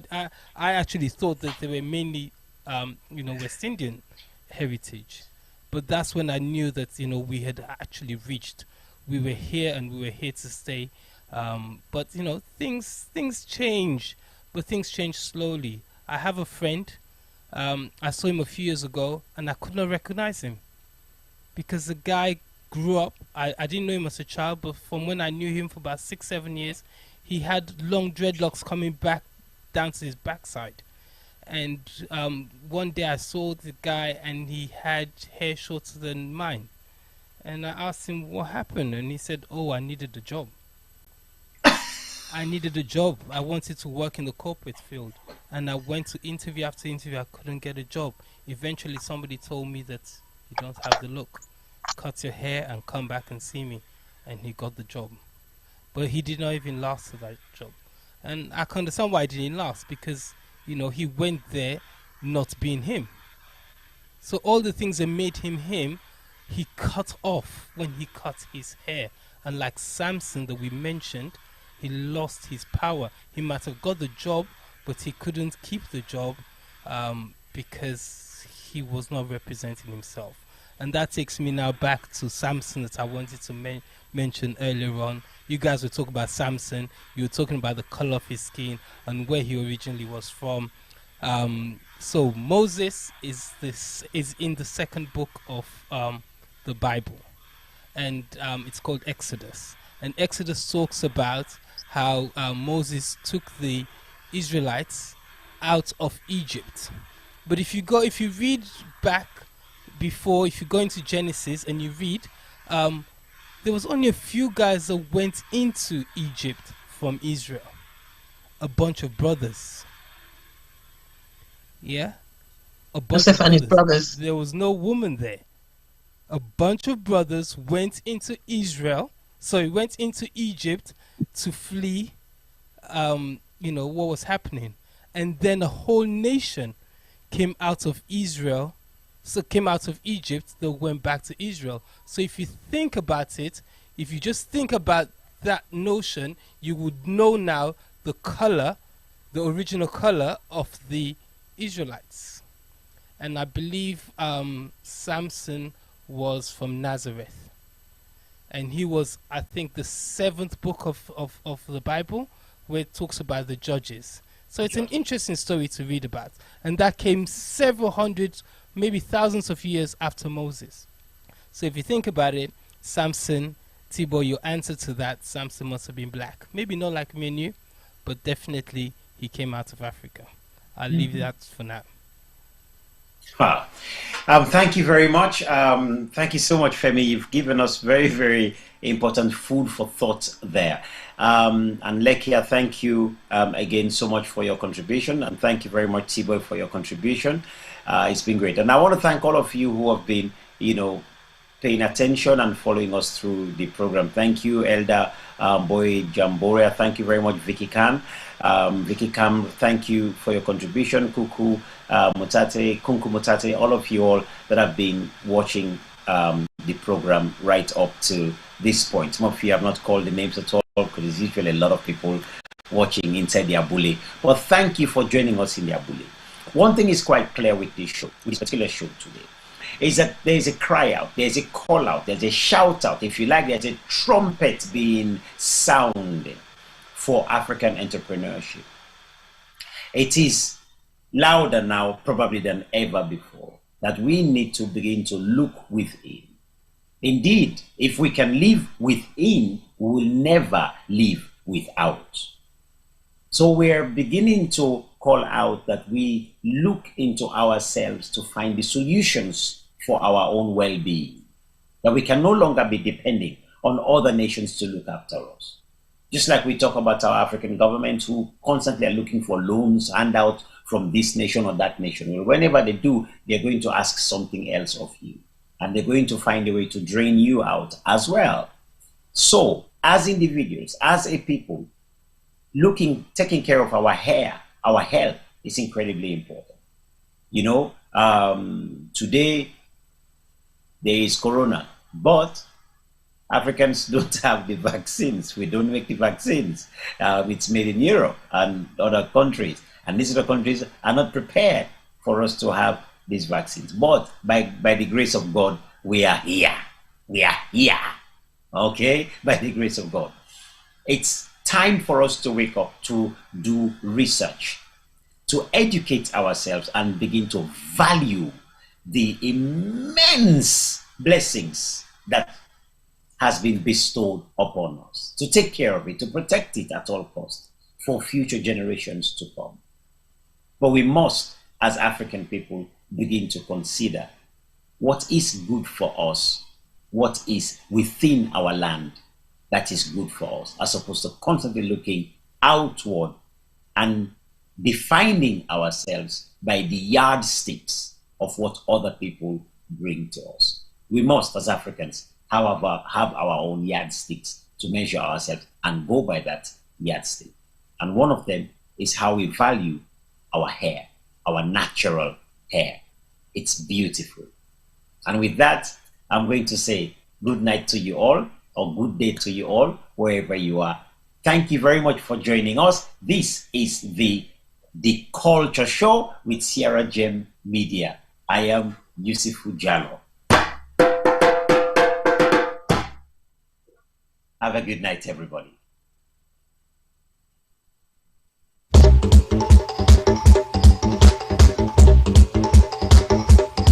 Now, who's term this? Yes, this na term for all salon people and them party them. Sarah Gem Media will be bringing you a variety of programs ranging from documentaries to discussions, interviews, news, views, sports, and entertainment.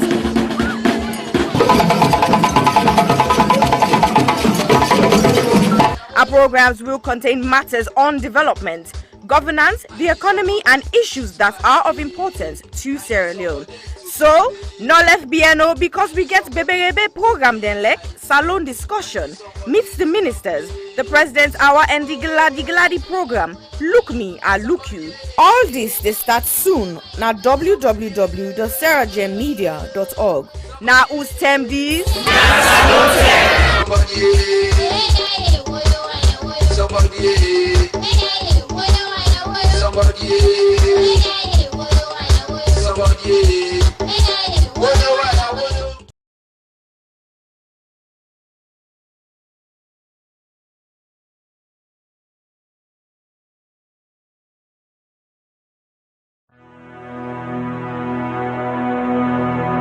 The total population of Sierra Leone in 2019 was stated approximately at 7.8 million.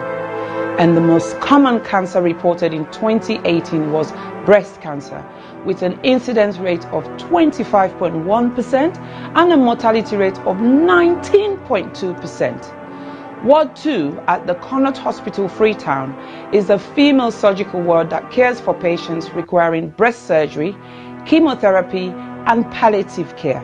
General surgery also admits to the ward as see fit.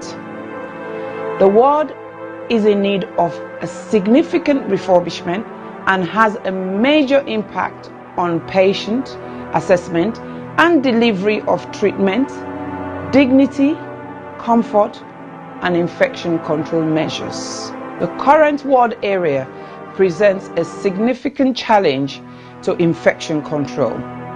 There is no fit for purpose or adequate personal hygiene facilities. The showers and sanitary areas are in poor condition and are difficult to clean. The flooring is deteriorated. Overall deco and fabric of the walls need repair and full decoration. Furniture, cupboards, and shelving require replacement. The sluice, known to be the dirty utility room, is in poor condition and needs replacing. Windows need to be replaced as current windows bring in draughts, dust, debris, mosquitoes, and rodents. There is no designated area to provide a day service for patients receiving chemotherapy. Medical supplies is desperately needed. Therefore, we need a total amount of £15,000, which is equivalent to 195 million leones, for this project. This project will focus on women diagnosed with breast cancer and other non-malignant breast abnormalities requiring one or more of the treatment modalities that are currently available. We will also set up a day unit for the administration of chemotherapy and provide training and development to ensure sustainability. Therefore, I am pleading to all individuals, organizations, and local businesses, and every Sierra Leonean and friends of Sierra Leone to make a meaningful contribution that will never go in vain. Ways to contribute will be seen at the end of this clip. I am Aissata Cissé Jallo of the Health Show Partnership Program. Remember, your health is your wealth.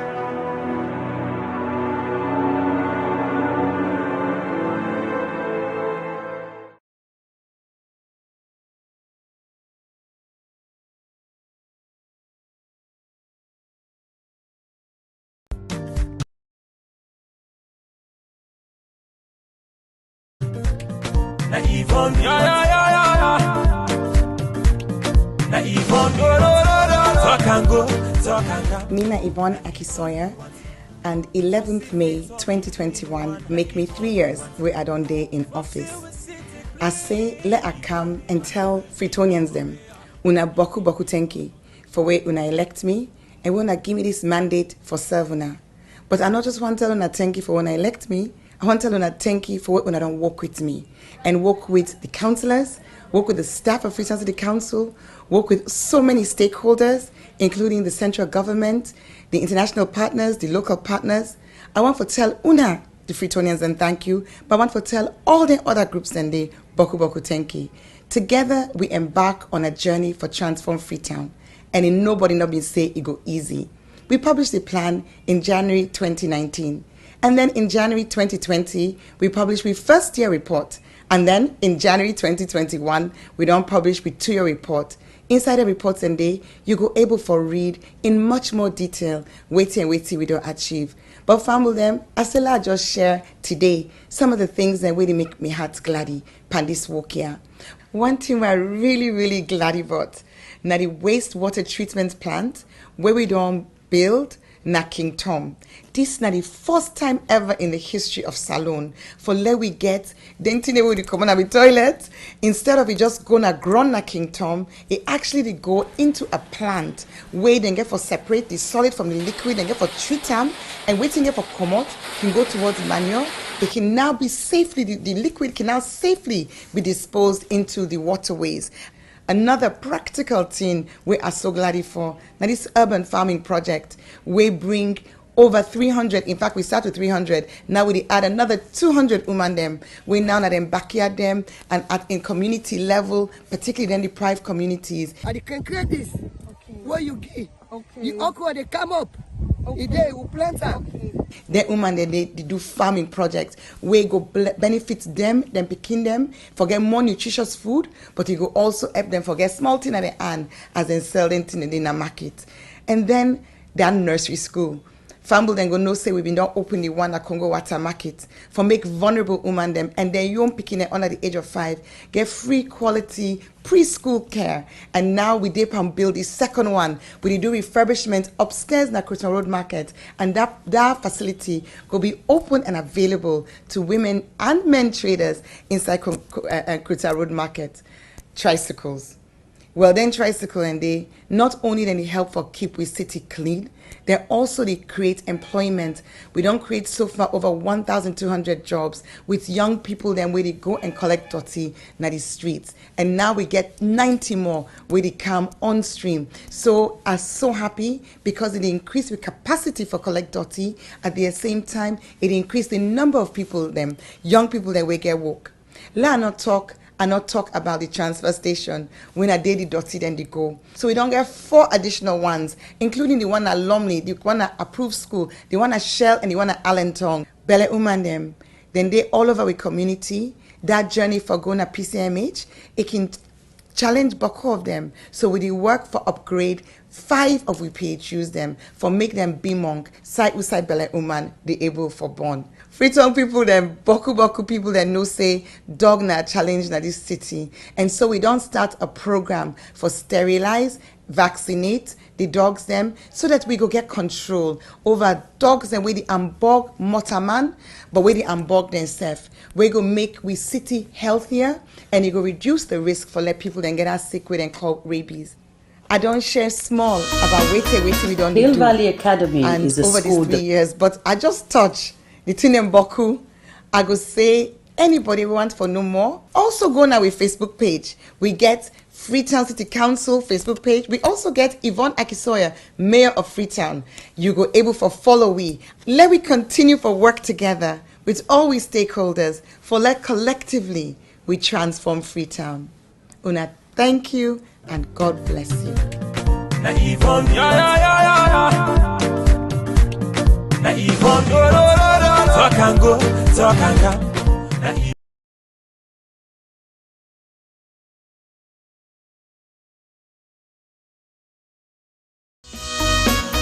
Hill Valley Academy is a school that provides the very best opportunities for our students to develop, grow, and mature into young adults who are encouraged to become patriots as well as global citizens. We have high expectations and ambitions for all our students. We provide a caring, supportive, tolerant, and challenging environment in which all individuals can grow and flourish. A graduate of Hill Valley Academy is a well-rounded human being capable of making the most of what life has to offer. We actively encourage academic excellence with a sense of responsibility. We look forward to welcoming you to our school and to meeting you in the not too distant future, because together we achieve the extraordinary.